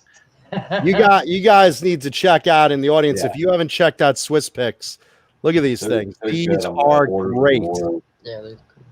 Yeah, and they last a long time. I haven't all of them. I got a whole array, but they're all still usable. Standard picks I'll go through, and within 2 or 3 days, I just shredded. I use them all the time. I'm totally I'm the biggest pusher of Swiss Picks because I know they're great. I know they're great. I want people to know. All you need to do is try one, get one in your hand for an hour of playing, and you'll be like, what? Yeah. Yeah, no, they're thick and they're solid. But it was like, it was one of those things like when you pick up a guitar and you just, you know, sometimes you pick up a guitar and you go, oh, this is horrible. Or you pick up probably 95% of guitars and you go, oh, yeah, I can see myself playing this. But then sometimes, whether it's a $300 or a $300,000 guitar, you pick up a guitar and you go, okay, how am I going to get out of here today with this guitar? What do I have to do? Shit, I'm supposed to be going to my sister's wedding in 45 minutes. I need this guitar, though. Okay, what can I do? Don't sell the guitar. Hold on, I'm going to be back in 5 minutes. You know? There we go. Look, I brought one in poison green. It was one of those moments, though. I was like, no, you got to be shitting me. I was like, what? But within like 30 seconds of using it, I was like, yep. Yeah, once you try one, you'll see it's like a comfy pair of shoes. They're just so good. Yeah. It doesn't get hung up in the strings either, but it's not one of those uber pointy ones like where it, you know. Yeah, and they make different points. Look, I mean, this green one, this pink one, one's a round point, one's a sharp point. You know, just to give you an idea. Yeah, They have different, like any other pick company. They have different thicknesses and shapes. And check out Swiss Picks; they're great. Yeah. I don't know if it's a material what, but even their pointiest one, it feels like it glides when you're, you know, like alternate picking. It glides better over the strings. Well, sounds obscene. They're covered in KY jelly. This almost sounds obscene. They're covered in KY jelly. They just the Astro Glide. They go right up there. Well, I didn't know if they covered in KY there. I mean, I use a little KY on mine at home. It's like a big glossy clit right here. It's wonderful. And believe me, you won't want to take your fingers off of them. Yeah, and they make you may be tempted to you know, like Eddie, you put your pick in your mouth. You know, you'll never get tired of it. Do you have any of the glow in the dark ones, John? I do. I like the glow in the dark ones. I got the glow in the dark ones. I got the light blue Jason Becker edition. I got the atomic cheddar is the glow in the dark ones. I have those. I love them because I turn out the lights. I look on my couch. I see like 4 glow in the dark picks just laying there. It's like fucking A. You know, they sent me like, I think it was like almost 15 picks. I'm like, wow. I thought it was gonna be like 3 or 4 picks. There's like all these different sizes and shapes and glow in the dark and colors and cool stuff. Oh, I love them. And Lenny Lou says Mary uses them down there. So, hey, listen, when you want to diddle without your fiddle, you use Swiss Picks. You use Swiss Picks. Right? Wow. You want to hit those high notes. You want to hit those high notes. Woo-hoo-hoo! That's right. And Kelly, why I'm not wearing a mask because I'm alone. I live alone. But I do want everyone out there, please wear a mask, wash your hands, be safe because we care. So take care of yourself during this damn pandemic so we can get back to live music already. Yeah, already. Absolutely. Yeah. Yeah. Maybe think about other people when you go out and decide what you're going to do. Don't just think about, oh, well, I'm doing this because I'm going to be selfish, you know? Yeah. I mean, and I'm someone who literally, you know, I've had friends that I know die from this pandemic. So please. I have 2 relatives that have it right now, and one of them lives with my 97-year-old grandmother, and he's having to stay in the garage, and he has nowhere else there to go, so he has to stay in the same house, but he's hoping my grandmother doesn't get sick, his mom, so. I know people that have it now. I know people that have died, and I know people that have had it, gotten over it, but still have some underlying lung issues. So, I mean, this is so close to home for me. I care so much about our audience. I just want everyone to stay safe and keep their families safe. And we'll get through this shit. We will. Yeah, we will. We just gotta, you know, do the right thing. For right now, wear your mask when you go anywhere out and, you know, wash those hands constantly. 20 seconds, just do it, and just don't let your family get sick. Believe me. Listen, Yeah. I work with little kids in schools. If 8, 9, 10, 11, 12-year-olds can wear a mask, you can do it. You're an adult. Come on. Yeah, I mean, I haven't seen Mama Mankuta in over a year. I'm used to seeing her for a good chunk of the year. I haven't seen my father. He's hospitalized right now, all because of this pandemic. I want to get through this too. It's not fun, but let's eat the shit sandwich for a little while. And by the fall, probably, or hopefully, if we all cooperate, we can go back to live music and some semblance of normalcy. So, you know, let's just do the right thing out there. It's going to taste so much sweeter then because, you know, the absence making the heart grow fonder. Yeah.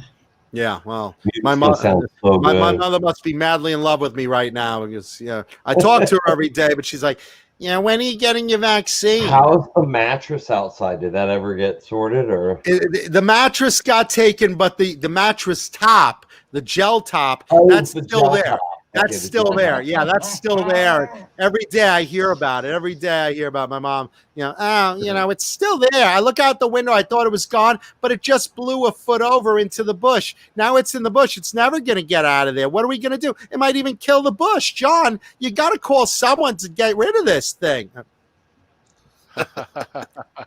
This is the world is falling apart right now, and this is what my mother's worried about. The mattress top and flying around the front lawn. We love you, Mama Mankuta.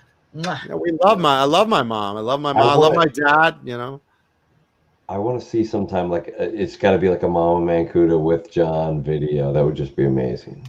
At some point, we'll do it. That'd be great. And then everyone will be disappointed. They'll be like, she doesn't look like in the photo because in that photo she's got the gray hair and the kiss makeup and the big saggy tits, and it's like, And what's really funny though is she sounds like I make her sound because she always calls me and says, I watched the show last night. I watched the show last night, and I don't sound like that. I said, yes, you do. Yes, she does. Yeah, she does.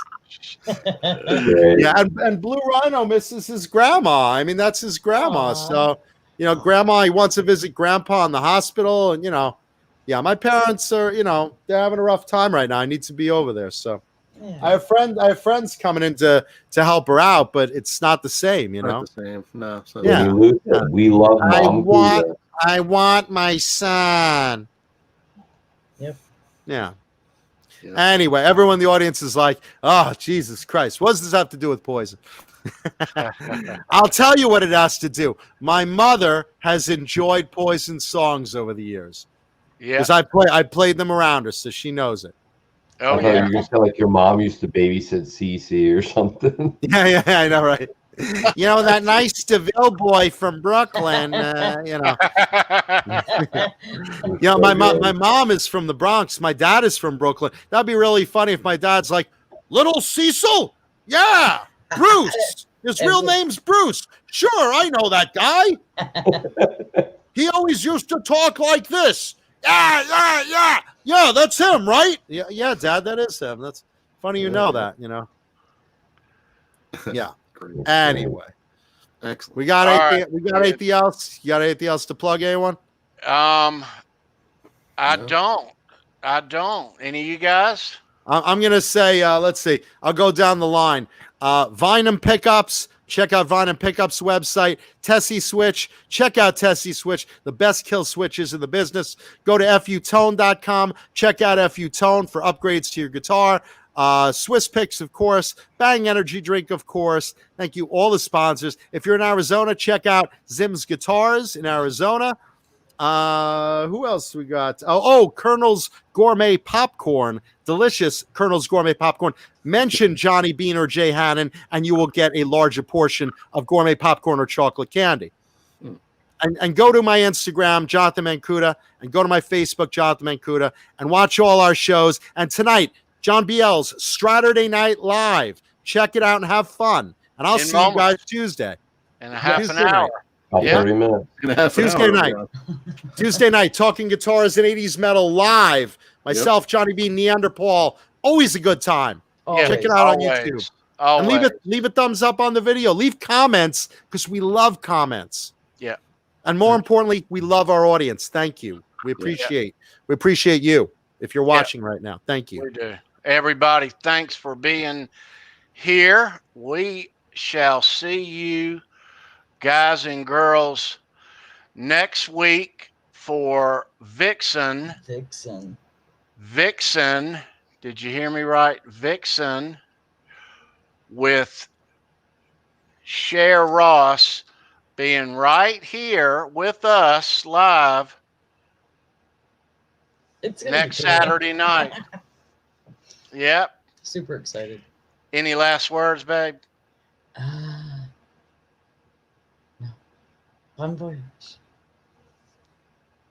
All right. Thank you for watching. We will see you guys and girls next week for Vixen. Cher Ross right here.